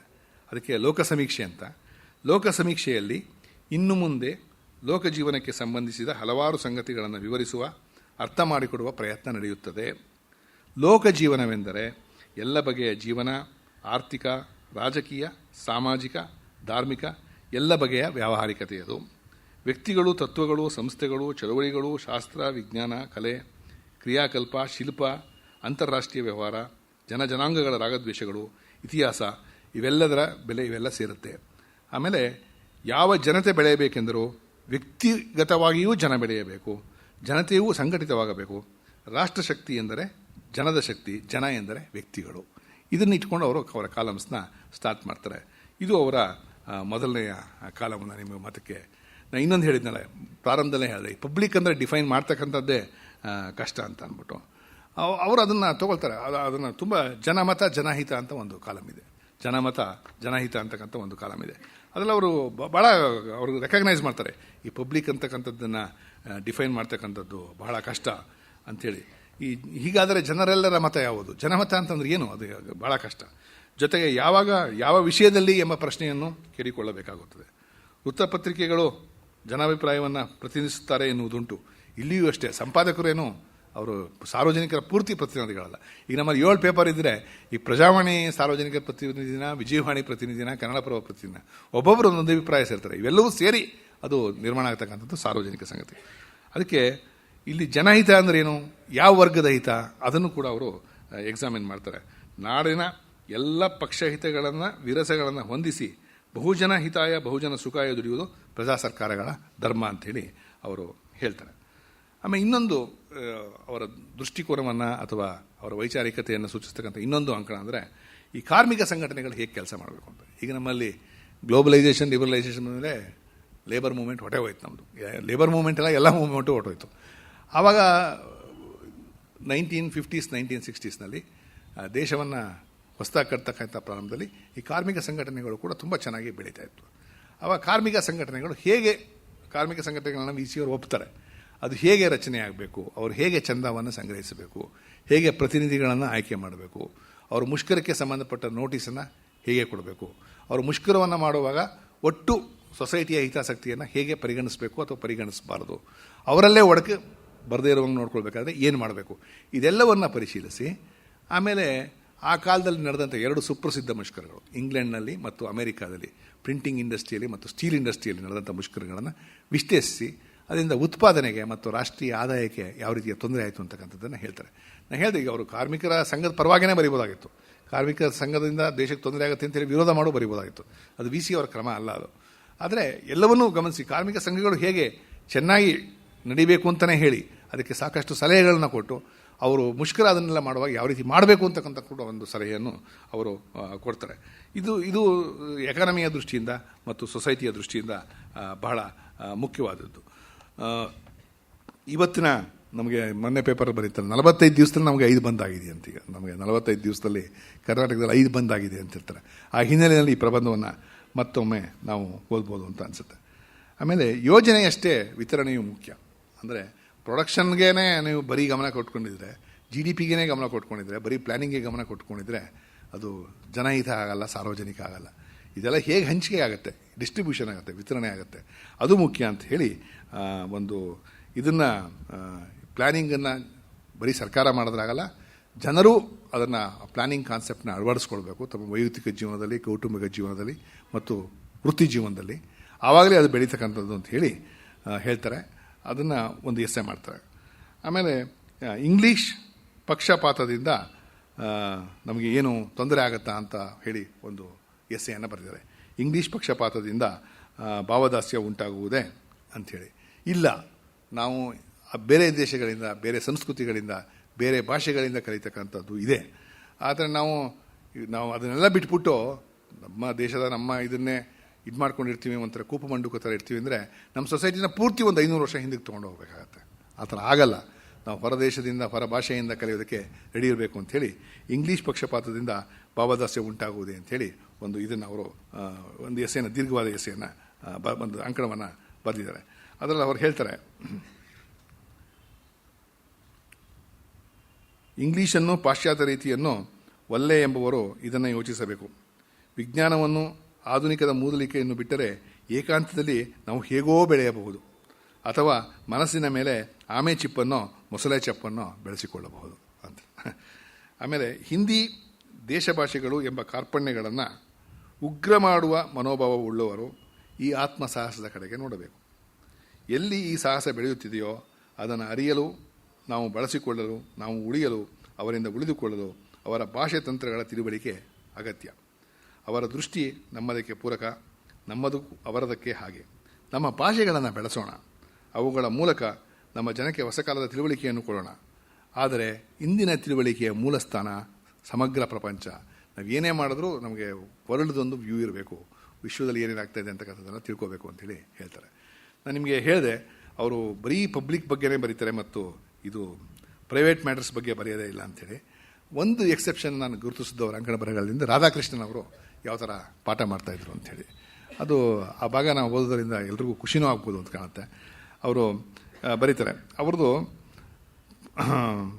ಪಾಠಕ್ಕೆ ಕೇವಲ ಅರ್ಧ ಗಂಟೆ 40 ನಿಮಿಷ ಹಿಡಿಯುತ್ತಿತ್ತು. ಅದರಲ್ಲಿ ಅರ್ಧ ಭಾಗ ವಿಷಯವನ್ನು ಕುರಿತು ಶ್ರಾವಣದ ಮಳೆ ಸುರಿದಂತೆ ಭಾಷಣ, ಅಂದರೆ 35-40 ನಿಮಿಷದಲ್ಲಿ ಅರ್ಧ ಭಾಗ ಸಬ್ಜೆಕ್ಟ್ ಬಗ್ಗೆ ಮಾತಾಡ್ತಾಯಿದ್ರು. ಒಡನೆ ಬರೆದುಕೊಳ್ಳಿ, well take a note on it ಅಂತ ಹೇಳ್ತಿದ್ರಂತೆ ಎಂದು ಆಶುವಾಗಿ ಹೇಳಿ ಬರೆಯಿಸುವ ಭಾಗ. ಇನ್ನು 20 ನಿಮಿಷ ಆವತ್ತಿನ ವಿಷಯ ಸಮಗ್ರ ಸಂಪೂರ್ಣ. ಒಂದು ದಿವಸನೂ ಕೂಡ ಸಾಲದು ಅಂಥೇಳಿ 10 ನಿಮಿಷ ಜಾಸ್ತಿ ತೊಗೊಳ್ತಕ್ಕಂಥದ್ದು ಅಥವಾ ಎಕ್ಸ್ಟ್ರಾ ಕ್ಲಾಸ್ ತೊಗೊಳ್ತಕ್ಕಂಥದ್ದು ಆ ಥರ ಏನೂ ಮಾಡ್ತಿರ್ಲಿಲ್ವಂತೆ. ಪಾಠಕ್ಕೆ ಮೊದಲ 10 ನಿಮಿಷ, ಇದನ್ನು ಬಹಳ ಗಮನಿಸ್ಬೇಕು ನೀವು. ಪಾಠಕ್ಕೆ ಮೊದಲ 10 ನಿಮಿಷ, ಕಡೆಯ 5-10 ನಿಮಿಷ ಜನಾರ್ದನ ಕಚೇರಿ. ಜನಾರ್ದನ ಕಚೇರಿ ಅಂದರೆ ಗಾಸಿಪ್ ಅಂತ ಅಷ್ಟೇ. ಅವರು ರಾಧಾಕೃಷ್ಣನ್ ಅವರು ಕೂಡ ಗಾಸಿಪ್ ಮಾಡ್ತಿದ್ರು ಅಂತೇಳಿ. ಊರಿನ ಎಲ್ಲದರ ಮೇಲೆ ವಿಚಾರಣೆ, ಟೀಕೆ, ಲಂಗಿಲ್ಲ, ಲಗಾಮಿಲ್ಲ. ನೀವು ರಾಧಾಕೃಷ್ಣನ್ ಅವರು ಈ ಥರ ಟೀಚ್ ಮಾಡ್ತಿದ್ರು ನಾವು ಯಾರೂ ಎಕ್ಸ್ಪೆಕ್ಟು ಮಾಡೋಕ್ಕಾಗಲ್ಲ. ಆದರೆ ಯಾರಿಗೂ ಅಮರ್ಯಾದೆ ಸಲ್ಲದು. ವಿದ್ಯಾರ್ಥಿಗಳನ್ನು ಕುರಿತು ಕೀಟಲೆ, ನಗೆ, ವಿನೋದ, ಸರಸ ಮತ್ತು ಮಾನವೀಯತೆ. ಒಂದು ದಿನ ಒಬ್ಬರು ಅಸಮಾಧಾನ, ಬೇಸರ ಪಟ್ಟಿದ್ದಿಲ್ಲ. ಅವರಿಗೆ ಅವಿಧೇಯರಾದದ್ದಿಲ್ಲ. ಅವರು ವಿದ್ಯಾರ್ಥಿಗಳನ್ನು ಕುರಿತು ಶಿಸ್ತಿರಲಿ ಎಂದು ಆಡಿದ್ದಿಲ್ಲ. ಅಂಥ ಸುಖಮಯ ವಾತಾವರಣ ಮರಳು ಕಾಡಿನ ಓಯಸ್ಸಿದ್ದಂತೆ ಈಚಿನ ಕಾಲದ ಹೋಲಿಕೆಯಲ್ಲಿ. ಆಮೇಲೆ ಹೇಳ್ಬಿಟ್ಟು, ಆಮೇಲೆ ರಾಧಾಕೃಷ್ಣನ್ ಪಾಠ ಮಾಡುವಾಗ ಯಾವ ಥರ ರಿಲ್ಯಾಕ್ಸ್ ಮಾಡ್ತಾಯಿದ್ರು ಅಂತ ಕೆಲವು ಜೋಕ್ಸ್ ಮಾಡ್ತಾರೆ ಅವರು. ಅವ್ರು ಹೇಳ್ತಾರೆ, ಹೇಳಿ ಬರೆಯಿಸುತ್ತಾ ನಡುವೆ ವಿದ್ಯಾರ್ಥಿಗಳು ನೋಟ್ಸ್ ಬರೆದುಕೊಳ್ಳುತ್ತಿರುವಾಗ ತಮ್ಮ ಮನಸ್ಸಿಗೆ ಬಂದ ಯಾವುದೋ ತೆಲುಗಿನ ಪದ್ಯ ಸಾಲುಗಳನ್ನು ಹೇಳ್ಕೊಳ್ತಾ ಇದ್ದಾರಂತ. ಆಮೇಲೆ ಕೈಯ ಬಿಳಿಯ ಕರವಸ್ತ್ರವನ್ನು ಆಡಿಸುತ್ತಾ ತೆಲುಗು ಭಾರತದ್ದೋ ಭಾಗವತದ್ದೋ ವೇಮನದೋ ಸಾಲನ್ನು ಅರ್ಧಸ್ಫುಟವಾಗಿ ಅವರು ಅಂದುಕೊಳ್ಳುತ್ತಾ ಜೊವದಾನ ತ್ರವದಾನದಲ್ಲಿದ್ದನ್ನು ಎಲ್ಲರೂ ಬಲ್ಲರು. ಇವರಿಗೆ ಯಾವ ಮಾತನ್ನೇ ಆಗಲಿ ತಡೆದುಕೊಳ್ಳುವುದು ಶಕ್ಯವೇ ಅನಿಸುತ್ತದೆ. ಇದೆಲ್ಲ ಬರೆದ್ಬಿಟ್ಟು ಅವ್ರು ಹೇಳ್ತಾರೆ ಹಿಂಗಂತ.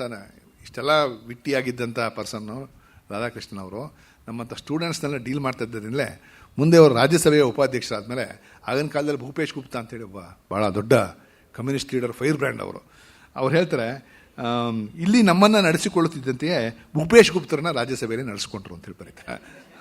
ಅಂದರೆ ನನಗೆ ಅವ್ರು ಸಾಮಾನ್ಯವಾಗಿ ಪಬ್ಲಿಕ್ ಮ್ಯಾಟರ್ಸು ಬಗ್ಗೆನೇ ಬರಿತಾ ಇದ್ದು. ಅದು ಒಂದು ಎಕ್ಸೆಪ್ಷನ್ ಆದ್ದರಿಂದ ನನಗೆ ಗಮನಿಸಬೇಕು ಅಂತ ಅನ್ನಿಸ್ತು. ಆಮೇಲೆ ನೆಹರು ಬಗ್ಗೆ ಬರೆದಿರ್ತಕ್ಕಂಥ ಒಂದು ಅಂಕಣ ಕೂಡ ಭಾಳ ಅಪ್ಯಾಯಮಾನವಾದ್ದು, ಚೆನ್ನಾಗಿದೆ ಇದು. ಆ ಕಾಲದಲ್ಲಿ ನೆಹರೂನ ಎಲ್ಲರೂ ವಿರೋಧಿಸ್ತಾ ಇದ್ರು.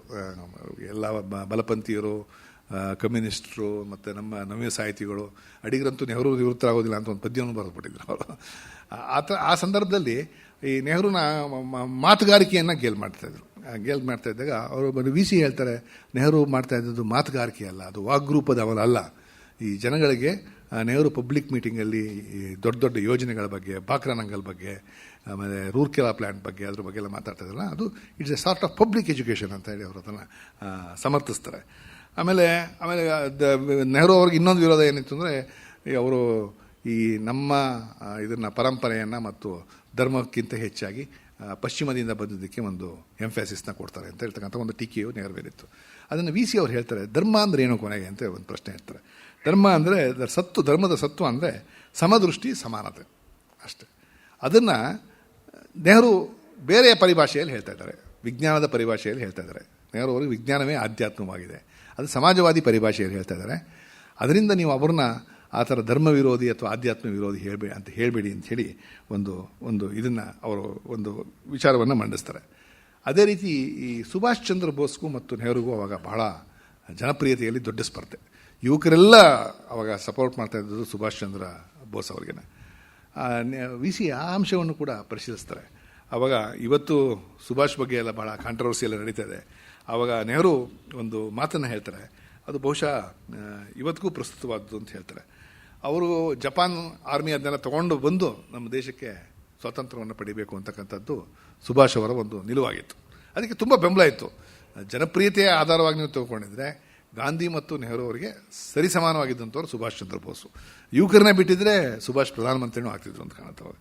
ಅವಾಗ ಅವ್ರು ಹೇಳ್ತಾರೆ, ಇವರು ನಮ್ಮ ನೆಹರು, ವಿದೇಶಿ ಸೈನ್ಯಗಳು 1000 ವರ್ಷ ನಮಗೆ ಏನು ಮಾಡಿದೆ ಎಂದು ನನಗೆ ತಿಳಿದಿದೆ. ನೆಹರು ಹೇಳ್ತಾರೆ, ಫಾರಿನ್ ಇನ್ವೇಡರ್ಸ್ ಬಂದು ಅವ್ರ ಆರ್ಮಿಗಳೆಲ್ಲ ಬಂದು ಇವ್ರ ಕಾಲದಿಂದ ಮೊಹಮ್ಮದ್ ಗಜ್ನಿ ಕಾಲದಿಂದ ಬ್ರಿಟಿಷ್ ಕಾಲ ತನಕ ಆರ್ಮಿ ಬಂದಿಲ್ಲ, ಏನೇನು ಮಾಡಿದೆ ಫಾರಿನ್ ಆರ್ಮಿಗಳದೆಲ್ಲ ನನಗೆ ಗೊತ್ತಿದೆ. ನಮ್ಮ ನಾಡಿನ ಸ್ವಾತಂತ್ರ್ಯವನ್ನು ಗಳಿಸಿಕೊಡಲು ವಿದೇಶಿ ಸೈನ್ಯಕ್ಕೆ ನಾನು ಸ್ವಾಗತ ಕೊಡಲಾರೆ. ನೆಹರು ಫರ್ಮಾಗಿ ಹೇಳ್ಬಿಡ್ತಾರೆ. ಹೊರಗಿನ ಸೈನ್ಯಗಳ ಒತ್ತಾಯ ಬೀಳುವುದಾದರೆ ನಾನು ಬೋಸರನ್ನು ಕಂಡು ಪ್ರತಿಭಟಿಸುವವನು ಅಂತೇಳಿ ಹೇಳ್ತಾರೆ. ಇವತ್ತು ಸುಭಾಷ್ ಕಾಂಟ್ರವರ್ಸಿ ನಡೀತಾ ಇದೆಯಲ್ಲ, ಇದು ಒಂದು ಕೂಡ ನಿಮ್ಮ ಮನಸ್ಸಿನಲ್ಲಿ ಇರಲಿ ಅಂಥೇಳಿ ನಾನು ಈ ಉಲ್ಲೇಖವನ್ನು ತಂದೆ. ಇದನ್ನು ನಾನು ಯಾಕೆ ಹೇಳ್ತಾ ಇದ್ದೀನಿ ಅಂದರೆ, ವಿಷಯದ ಎಷ್ಟು ಮುಖಗಳನ್ನು ವಿ ಸಿ ಅವರು ಗಮನಿಸ್ತಾರೆ ಅಂಥೇಳಿ. ಆಮೇಲೆ ಆಯಿತು, ಯೋಜನೆಗಳಾಯಿತು, ಮತ್ತು ವ್ಯವಹಾರ ಧರ್ಮದ ಪುಸ್ತಕವನ್ನು ಬರೆದ್ರು, ಹಣ ಪ್ರಪಂಚದ ಬಗ್ಗೆ ವಿ ಸಿ ಅವರು ಬರೆದ್ರು. ಆದರೆ ದೇಶ ನಾವು ನಿರೀಕ್ಷಿಸಿದಷ್ಟು ಮುಂದುವರೆದು ಬಿಡುತ್ತಾ? ಇಲ್ಲ. ಅದಕ್ಕೆ ಲಾಲ್ಬಾಗಲ್ಲಿ ಅವಾಗ ಒಂದು AICC ಸೆಷನ್ ನಡೆಯುತ್ತೆ. ಅದೇನು ವಿ ಸಿ ಅವರಲ್ಲಿ ಹೋಗಿದ್ರೋ ಇಲ್ಲೋ ಗೊತ್ತಿಲ್ಲ, ಒಂದು ಕಾನ್ವರ್ಸೇಷನ್ನ ಅವರು ಕೋಟ್ ಮಾಡ್ತಾರೆ. ಅವಾಗ ನೆಹರುನ ಒಬ್ಬರು ಕೇಳ್ತಾರೆ, ಏನು ಇನ್ನಷ್ಟು ಸ್ವಲ್ಪ ಸ್ಪೀಡಾಗಿ ನಾವು ಡೆವಲಪ್ ಮಾಡೋಕ್ಕಾಗಲ್ವಾ ಅಂತ ಕೇಳ್ತಾರೆ. ಇಷ್ಟು ವೇಗವಾಗಿ ನಾವು ರಾಷ್ಟ್ರದ ಹಿತವನ್ನು ಸಾಧಿಸಲಾಗದೆ ಅಂಥೇಳಿ. ಅವಾಗ ನೆಹರು ಹೇಳ್ತಾರೆ, ಆಗುತ್ತೆ, ಆದರೆ ಅದಕ್ಕೆ ಹ್ಯೂಮನ್ ಲಿಮಿಟೇಷನ್ಸ್ ಇದೆ ಅಂತೇಳಿ ಹೇಳ್ತಾರೆ. ಹಾಗಂದ್ರೆ ಏನು ಹ್ಯೂಮನ್ ಲಿಮಿಟೇಷನ್ಸ್ ಅಂದರೆ ಅಂತ ನೆಹರುನ ಕೇಳ್ತಾರೆ. ಅವಾಗ ಅವ್ರು ಹೇಳ್ತಾರೆ, ಹಿಂಬಾಲಿಸುವವರು ನಡೆಯುವ ಸ್ಪೀಡ್ಗಿಂತ ನಾಯಕನ ಸ್ಪೀಡ್ ಜಾಸ್ತಿ ಆಗಲ್ಲ ಅಂತ ನೆಹರು ಹೇಳ್ತಾರೆ. ಆಮೇಲೆ ನಾಯಕನ ಮನಸ್ಸಿನ ತುರ್ತು ಇತರರಿಗೆ ಇದ್ದ ಹೊರತು ಪ್ರಗತಿ ಸಾಧಿಸೋಕ್ಕೆ ಆಗಲ್ಲ. ಎಲ್ಲವನ್ನೂ ನಾವು ಪ್ರಜಾಪ್ರಭುತ್ವದಲ್ಲಿ ಜನರ ಮೂಲಕವೇ ಮಾಡಬೇಕು. ಒಂದು ತತ್ವ ವಿಧಾನ 100 ಮಟ್ಟಗಳಲ್ಲಿ ಕಾರ್ಯಮುಖವಾಗುತ್ತಾ ನಡೆಯಬೇಕಾಗುತ್ತದೆ. ಎರಡನೆಯವನಿಗೆ ನಮ್ಮ ಮನಸ್ಸಿನ ಧಾರಾಳ ಇಲ್ಲದೆ ಹೋಗ್ಬೋದು. ಕೈಯಿಂದ ಕೈಗೆ ಹೋಗುವಾಗ ವಿಚಾರ ಮತ್ತು ಕ್ರಿಯಾಶೀಲತೆಯ ಕಾವು, ವಿಶೇಷ ಗುಣ, ಸತ್ವ ಎಲ್ಲ ಇಳಿದು ಹೋಗುತ್ತೆ. ಅದರಿಂದ ಡೆವಲಪ್ಮೆಂಟ್ ಸ್ಲೋ ಆಗುತ್ತೆ ಅಂತೇಳಿ ಅವರು ನೆಹರುನ ಹೊಗಳುವಾಗಲೂ ಕೂಡ, ನೆಹರು ಬಗ್ಗೆ ತಾರೀಫ್ ಮಾಡುವಾಗಲೂ ಕೂಡ ಯಾಕೆ ಅದು ಸ್ಲೋ ಆಗ್ತಾ ಇತ್ತು ಡೆವಲಪ್ಮೆಂಟು ಅಂತೇಳಿ ನೆಹರು ಅವ್ರನ್ನೇ ಕೋಟ್ ಮಾಡಿ ಅವರು ಅದನ್ನು ಎಜುಕೇಟ್ ಮಾಡೋಕ್ಕೆ ಅವರು ಪ್ರಯತ್ನ ಪಡ್ತಾರೆ. ಈಗ ಇಷ್ಟೆಲ್ಲ ನಾನು ಹೇಳಿದ ಮೇಲೆ ಈಗ ಇವತ್ತಿನ ಅಂಕಣಗಳನ್ನ ದೃಷ್ಟಿಯಲ್ಲಿ ವಿ ಸಿ ಅವರ ಅಂಕಣವನ್ನು ಮತ್ತು ಸಾರ್ವಜನಿಕವನ್ನು ಆಸಕ್ತಿಯನ್ನು ನಾವು ಪರಿಶೀಲಿಸಿದರೆ ಇವತ್ತಿನ ಅಂಕಣಗಳು ಸಾಮಾನ್ಯವಾಗಿ ಸ್ಪೆಷಲಿಸ್ಟ್ ಆರ್ಟಿಕಲ್ಸು. ಕೃಷಿ ಬಗ್ಗೆನೇ ಒಬ್ಬರು ಬರೀತಾರೆ, ಫಾರಿನ್ ಅಫೇರ್ಸ್ ಬಗ್ಗೆನೇ ಒಬ್ಬರು ಬರೀತಾರೆ, ಸಾಹಿತ್ಯದ ಬಗ್ಗೆ ಒಬ್ಬರು ಬರೀತಾರೆ. ಆದರೆ ಎಲ್ಲವನ್ನೂ ಗಮನಿಸಿಕೊಂಡು ಒಂದು ಹೋಲಿಸ್ಟಿಕ್ ವ್ಯೂ ಅಂಕಣವನ್ನು ಬರೀತಕ್ಕಂಥವ್ರು ನಮ್ಮಲ್ಲಿ ಬಹಳ ಕಡಿಮೆ ಇವತ್ತಿನ ದಿವಸ. ಆ ದೃಷ್ಟಿಯಿಂದ ಕೂಡ ವಿ ಸಿ ಅವರ ಅಂಕಣ ಮತ್ತು ಸಾರ್ವಜನಿಕ ಆಸಕ್ತಿ ನಮಗೆ ತುಂಬ ಪ್ರಸ್ತುತವಾದದ್ದು. ಆಮೇಲೆ ಇವತ್ತಿನ ಅಂಕಣಕಾರ ನೀವು ಏನೇ ಮಾಡಿದ್ರೂ ನಾವು ಎಷ್ಟೇ ಸಂಯಮವನ್ನು ಇಟ್ಕೊಂಡಿದ್ದೀನಿ ಅಂದರೆ ಅವ್ರ ವೈಯಕ್ತಿಕ ವಿಷಯಗಳನ್ನ ಹೇಳ್ತಾ ಇರ್ತಾರೆ ಅಂಕಣದಲ್ಲಿ. ನಾನು ಅಲ್ಲಿ ಹೋಗಿದ್ದಾಗ ಇಲ್ಲಿ ಹೋಗಿದ್ದಾಗ ಅಂತ. ವಿ ಸಿ ಅಪ್ಪಿತಪ್ಪಿ ಕೂಡ ಅವರ ವೈಯಕ್ತಿಕ ವಿಷಯವನ್ನು ಅಥವಾ ಅವರ ಕುಟುಂಬದ ವಿಷಯವನ್ನು ಅವರ ಅಂಕಣಗಳಲ್ಲಿ ಅವರು ಬರೆಯಲ್ಲ. ಆಮೇಲೆ ಅವರು ಇದು ಏನಂತಂದರೆ ನಾನು ಹೇಳಿದ್ನಲ್ಲ, ಎಕ್ಸ್ಟ್ರೀಮ್ ಲೆಫ್ಟಿಸ್ಟು ಅಲ್ಲ, ಎಕ್ಸ್ಟ್ರೀಮ್ ರೈಟಿಸ್ಟು ಅಲ್ಲ. ಆ ರೀತಿ ಒಂದು ಬ್ಯಾಲೆನ್ಸ್ನಲ್ಲಿ ಒಂದು ಸಮತೋಲನದಲ್ಲೇ ತಮ್ಮ ಬರವಣಿಗೆಯನ್ನು ಮಾಡ್ತಾರೆ. ಇದು ನಾವು ಅವರ ಅಂಕಣಗಳಿಗೆ ಮತ್ತು ಇವತ್ತಿನ ಅಂಕಣಗಳಿಗೆ ಹೋಲಿಸಿ ಆಡಿದಂಥ ಮಾತುಗಳು. ಆವಾಗಲೂ ಕೂಡ ಪಬ್ಲಿಕ್ನ ಹೇಗೆ ಡಿಫೈನ್ ಮಾಡಬೇಕು ಅಂತಕ್ಕಂಥದ್ದು ಬಹಳ ಕಷ್ಟ ಇತ್ತು, ಈಗಲೂ ಕಷ್ಟ ಇದೆ. ಆದರೆ ಇವತ್ತು ಸೊಸೈಟಿ ನಿಜವಾಗಲೂ ಎಲ್ಲ ದೃಷ್ಟಿಯಿಂದಲೂ ಒಡೆದು ಹೋಗಿದೆ. ಈಗ ನನಗೆ ಬೆಳಿಗ್ಗೆ ಒಂದು ಇನ್ವಿಟೇಷನ್ ಬಂತು, ಎಲ್ಲ ಒಂದು ಕೊಟ್ಟೂರಿನಲ್ಲೋ ಎಲ್ಲೋ ಒಂದು ಸೆಮಿನಾರ್ ಇದೆ ಅಂಥೇಳಿ. ಅಲ್ಲಿ ಸಂವಾದ ಅಂತ ಹಾಕಿದ್ದಾರೆ. ಸಂವಾದ ಅಂತಂದರೆ ಯಾರ್ಯಾರು ಭಾಗವಹಿಸ್ತಾರೆ ನೀವು ಅದೆಲ್ಲ ನೋಡಿದ್ರೆ ಅವರೆಲ್ಲ ಒಂದೇ ಅಭಿಪ್ರಾಯ ಉಳ್ಳೋರು ಎಲ್ಲ ಸಂಗತಿಗಳ ಬಗ್ಗೆ. ಅಲ್ಲೇನು ಅಂತಂದರೆ ಅವರ ವಿರುದ್ಧವಾದ ಅಭಿಪ್ರಾಯ ಇರ್ತಾರಲ್ಲ, ಅವ್ರನ್ನ ಕೂಗೋದೇ ಇಲ್ಲ. ಅಂದರೆ ಏನಂದರೆ ಅವನಲ್ಲಿ ಅಲ್ಲೆಲ್ಲೋ ಇರ್ತಾನೆ ಒಂದು 10 ಮೈಲಿ 100 ಮೈಲಿ ಆಚೆದಲ್ಲಿ, ಅವನ್ನ ಇಮ್ಯಾಜಿನ್ನ ಮಾಡಿಕೊಂಡು ಅವ್ರ ಜೊತೆ ಒಂದು ಇದನ್ನು ವಾದವನ್ನು ಮಾಡ್ತಕ್ಕಂಥದ್ದು. ಅದು ಸಂವಾದ ಎಲ್ಲಿ ಬಂತದ್ದು? ಅದು ಇಮ್ಯಾಜಿನರಿ ಕಾನ್ವರ್ಸೇಷನ್ ಅಷ್ಟೇ. ಅದರಿಂದ ಇವತ್ತಿನ ಒಂದು ಒಡೆದವಾದಂಥ ಸಮಾಜದಲ್ಲಿ ಆಮೇಲೆ ಪ್ರತಿಯೊಬ್ಬರಿಗೂ ಒಂದು ಆತ್ಮಪ್ರತ್ಯಯ ಮತ್ತು ವ್ಯಕ್ತಿ ವಿಶೇಷತೆ ಜಾಸ್ತಿ. ಇವತ್ತಿನ ಸಮಾಜದಲ್ಲಿ ಸಾಮಾಜಿಕ ಪ್ರಜ್ಞೆ ಕಡಿಮೆ. ನಾನು, ನನ್ನ ಕುಟುಂಬ, ನನ್ನ ಜಾತಿ, ಈ ಥರದ ವಿಶಿಷ್ಟತೆಯನ್ನು ನಾವು ಗಮನಿಸ್ತೀವಿ ಹೊರತು ಒಟ್ಟು ಸಾರ್ವಜನಿಕ ಹಿತದ ಬಗ್ಗೆ ಅದ್ರ ಬಗ್ಗೆ ಎಲ್ಲ ನಾವು ಯೋಚನೆ ಮಾಡಲ್ಲ. ಮತ್ತು ಒಂದು ಕಾಲಧರ್ಮವಾಗಿ ಯುಗಧರ್ಮವಾಗಿ ನಮ್ಮಲ್ಲಿ ನಿಸ್ಪೃಹತೆ ಮತ್ತು ಕಾಲಧರ್ಮ ಅದೆಲ್ಲ ಇದು ಪ್ರಾಮಾಣಿಕತೆ ಅದೆಲ್ಲ ಕಡಿಮೆ ಆಗಿದೆ. ಮತ್ತು ಇಷ್ಟು ಹೇಳಿದ್ರೂ ಕೂಡ ಯಾವ ಸಮಾಜದಲ್ಲಿ ಒಂದು ಒಳ್ಳೆಯ ಬರವಣಿಗೆ ಬರಬೇಕಾದ್ರೆ ಅಥವಾ ದೇಶವನ್ನು ಕಟ್ಟಬೇಕಾದ್ರೆ ಈ ಕೆಲವು ಎಲ್ಲ ಕಾಲದ ಮೌಲ್ಯಗಳು ಇದ್ದೇ ಇರಬೇಕಾಗತ್ತೆ. ನಾವೆಲ್ಲರೂ ಕಷ್ಟಪಟ್ಟರೆ ನಮ್ಮ ದೇಶವನ್ನು ಕಟ್ಟೋಕ್ಕಾಗೋದು. ನಮ್ಮಲ್ಲಿ ನಿಸ್ಪೃಹತೆ ಇದ್ರೇ ನಮ್ಮ ದೇಶದಲ್ಲೂ ನಿಸ್ಪೃಹತೆ ಇರ್ತಕ್ಕಂಥದ್ದು. ಅದನ್ನೆಲ್ಲ ನಾವು ಮರೆಯೋಕ್ಕಾಗದೇ ಇಲ್ಲ. ಅದನ್ನು ಯಾಕೆ ನಾವು ಮರಿಬಾರ್ದು ಮತ್ತು ಅದನ್ನು ಮರೆಯದೇ ಹೋದರೆ ನಮಗೆ ಯಾವ ರೀತಿ ಚಿಂತನೆಯನ್ನು ಮಾಡ್ಬೋದು ಅನ್ನೋದನ್ನು ಸೂಚಿಸೋಕ್ಕೋಸ್ಕರ ವಿ ಸಿ ಅವರ ಅಂಕಣ ಕೂಡ ಪ್ರಸ್ತುತ ಆಗುತ್ತೆ. ನೀವು ನನ್ನ ಇದುವರೆಗಿನ ಮಾತುಗಳಲ್ಲಿ ನಾನು ಸಮ್ಮಿಂಗ್ ಅಪ್ ಮಾಡೋದಾದರೆ, ಅವರು ಮನೋಧರ್ಮ ಯಾವ ರೀತಿ ರೂಪುಗೊಂಡು ಅವರು ಸಾರ್ವಜನಿಕ ಜೀವನದ ಬಗ್ಗೆ ಆಸಕ್ತಿಯನ್ನು ತಳೆದಿದ್ದರೂ ತಮ್ಮ ಸೃಜನಶೀಲ ಬರವಣಿಗೆ ಮತ್ತು ಶಾಸ್ತ್ರ ಬರವಣಿಗೆಯಲ್ಲಿ ಯಾವ ರೀತಿಯ ಸಮತೋಲನವನ್ನು ಸಾಧಿಸಿದರು ಮತ್ತು ಅವರ ಅಂಕಣಗಳಲ್ಲಿ ಸಾರ್ವಜನಿಕ ಜೀವನದ ಅಂಶಗಳಿಗೆ ಎಷ್ಟು ಮಹತ್ವವನ್ನು ಕೊಟ್ಟಿದ್ದರು ಅನ್ನೋದನ್ನು ಕೆಲವು ಅಂಕಣಗಳನ್ನ ಉದಾಹರಣೆಗಳನ್ನ ತಗೊಂಡು ಮತ್ತು ಎಕ್ಸ್ಟ್ರೀಮ್ ಸ್ಟ್ಯಾಂಡನ್ನು ಅವ್ರು ಯಾವ ರೀತಿ ಅವಾಯ್ಡ್ ಮಾಡ್ತಾಯಿದ್ರು ಅನ್ನೋದು ಸೂಚಿಸ್ತಕ್ಕಂಥದ್ದು ಕೂಡ ಒಂದು ಉದಾಹರಣೆಯನ್ನು ಕೊಟ್ಟು ನನ್ನ ಮಾತುಗಳನ್ನ ಆಡಿದ್ದೀನಿ. ಈ ಮಾತುಗಳನ್ನ ಹೇಗೆ ಮುಗಿಸ್ಬೇಕು ಅಂತಕ್ಕಂಥದ್ದಕ್ಕೆ ನಾನು ಯೋಚನೆ ಮಾಡ್ತಾಯಿದ್ದೆ. ನನಗೆ ಅದಕ್ಕೆ ನನ್ನ ಮಾತುಗಳಿಗಿಂತ ಹೆಚ್ಚಾಗಿ ವಿ ಸಿ ಅವರ ಒಂದು ಪ್ರಸಿದ್ಧ ಕವನದ ಸಾಲುಗಳ ಮೂಲಕನೇ ಅದು ಎಲ್ಲ ಕಾಲಕ್ಕೂ ಮತ್ತು ಎಲ್ಲ ಅಂಕಣಕಾರರಿಗೂ ಸಾರ್ವಜನಿಕ ಜೀವನದಲ್ಲಿ ಇರ್ತಕ್ಕಂಥ ಆಸಕ್ತಿ ಇರ್ತಕ್ಕಂಥವ್ರು ಎಲ್ರಿಗೂ ಪ್ರಸ್ತುತವಾದಂಥದ್ದು.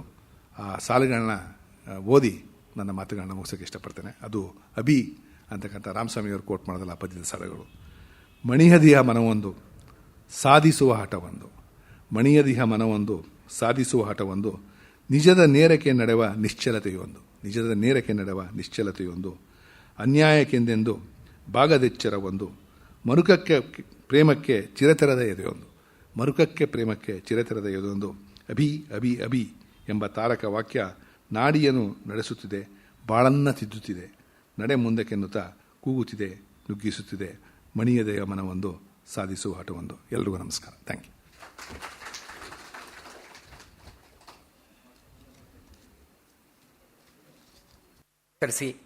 ವಿ ಸಿ ಸಂಪದದ ದತ್ತಿ ಆಶ್ರಯದಲ್ಲಿ ಏರ್ಪಡಿಸಿರುವ ಉಪನ್ಯಾಸ ಕಾರ್ಯಕ್ರಮವನ್ನು ಯಶಸ್ವಿಯಾಗಿ ನಡೆಸಿಕೊಟ್ಟು ಉಪಕರಿಸಿರುವ ಡಾಕ್ಟರ್ ಕೆ ಸತ್ಯನಾರಾಯಣ ಅವರನ್ನು ಗೋಖಲೆ ಸಾರ್ವಜನಿಕ ವಿಚಾರ ಸಂಸ್ಥೆ ಹಾಗೂ ವಿ ಸಿ ಸಂಪದ ಎರಡೂ ಸಂಸ್ಥೆಗಳ ಪರವಾಗಿ ಹೃತ್ಪೂರ್ವಕವಾಗಿ ವಂದಿಸುತ್ತೇನೆ. ಅವರ ಉಪನ್ಯಾಸ ವಿಚಾರ ಪ್ರಚೋದಕವೂ ಸ್ಫೂರ್ತಿದಾಯಕವಾಗಿಯೂ ಆಗಿತ್ತೆಂದು ಹೇಳುವುದು ಅಗತ್ಯವೆಂದೇ ನನ್ನ ಭಾವನೆ. ಡಾಕ್ಟರ್ ಸತ್ಯನಾರಾಯಣ ಅವರಿಗೆ ಮತ್ತೊಮ್ಮೆ ವಂದನೆಗಳು. ಈಗ ಅವರನ್ನು ನಮ್ಮ VC ಸಂಪದದ ಅಧ್ಯಕ್ಷ ಆಗಿರ್ತಕ್ಕಂಥ MH ಕೃಷ್ಣಯ್ಯರವರು ಅವರನ್ನು ಗೌರವಿಸಬೇಕು ಅಂತ ನಾನು ಕೇಳ್ಕೊಳ್ತಾ ಇದ್ದೀನಿ.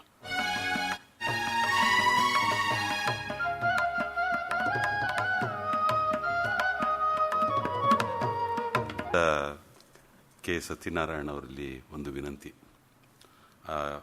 21 ಸಂಪುಟಗಳನ್ನು ಉದ್ದಕ್ಕೂ ಪ್ರಕಟವಾದಂತೆ VC ಸಂಪದದಿಂದ ಎಲ್ಲ ನೋಡ್ಕೊಂಡು ಬಂದಿದ್ದೇವೆ.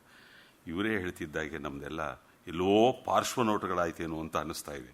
ಒಂದೊಂದು ಸಂಪುಟ ಬಂದಾಗಲೂ ಅದರ ಬಗ್ಗೆನೇ ಏಕಾಗ್ರತೆ, ಕಾನ್ಸಂಟ್ರೇಷನ್ ಇತ್ಯಾದಿ ಇರುವಂಥದ್ದು. ಇವತ್ತಿನ ಈ ಉಪನ್ಯಾಸ ಸಮಗ್ರ ದೃಷ್ಟಿ ಹೇಗಿರಬೇಕು ಅನ್ನೋದನ್ನು ಬಹಳ ಸೊಗಸಾಗಿ ನೀವು ಹೇಳಿದ್ದೀರಿ. ನಮ್ಮಿಂದ ಸಾಧ್ಯವಾಗ್ತಿರಲಿಲ್ಲ. ಈ ರೀತಿಯ ಇವುಗಳು ಖಂಡಿತವಾಗಿಯೂ ನನ್ನಿಂದ ಅಂತ ಯಾತಕ್ಕೆ ಹೇಳ್ತಾ ಇದ್ದೇನೆ ಅಂದರೆ ಅಷ್ಟು ಸುಲಭ ಅಲ್ಲ ಅಂತ.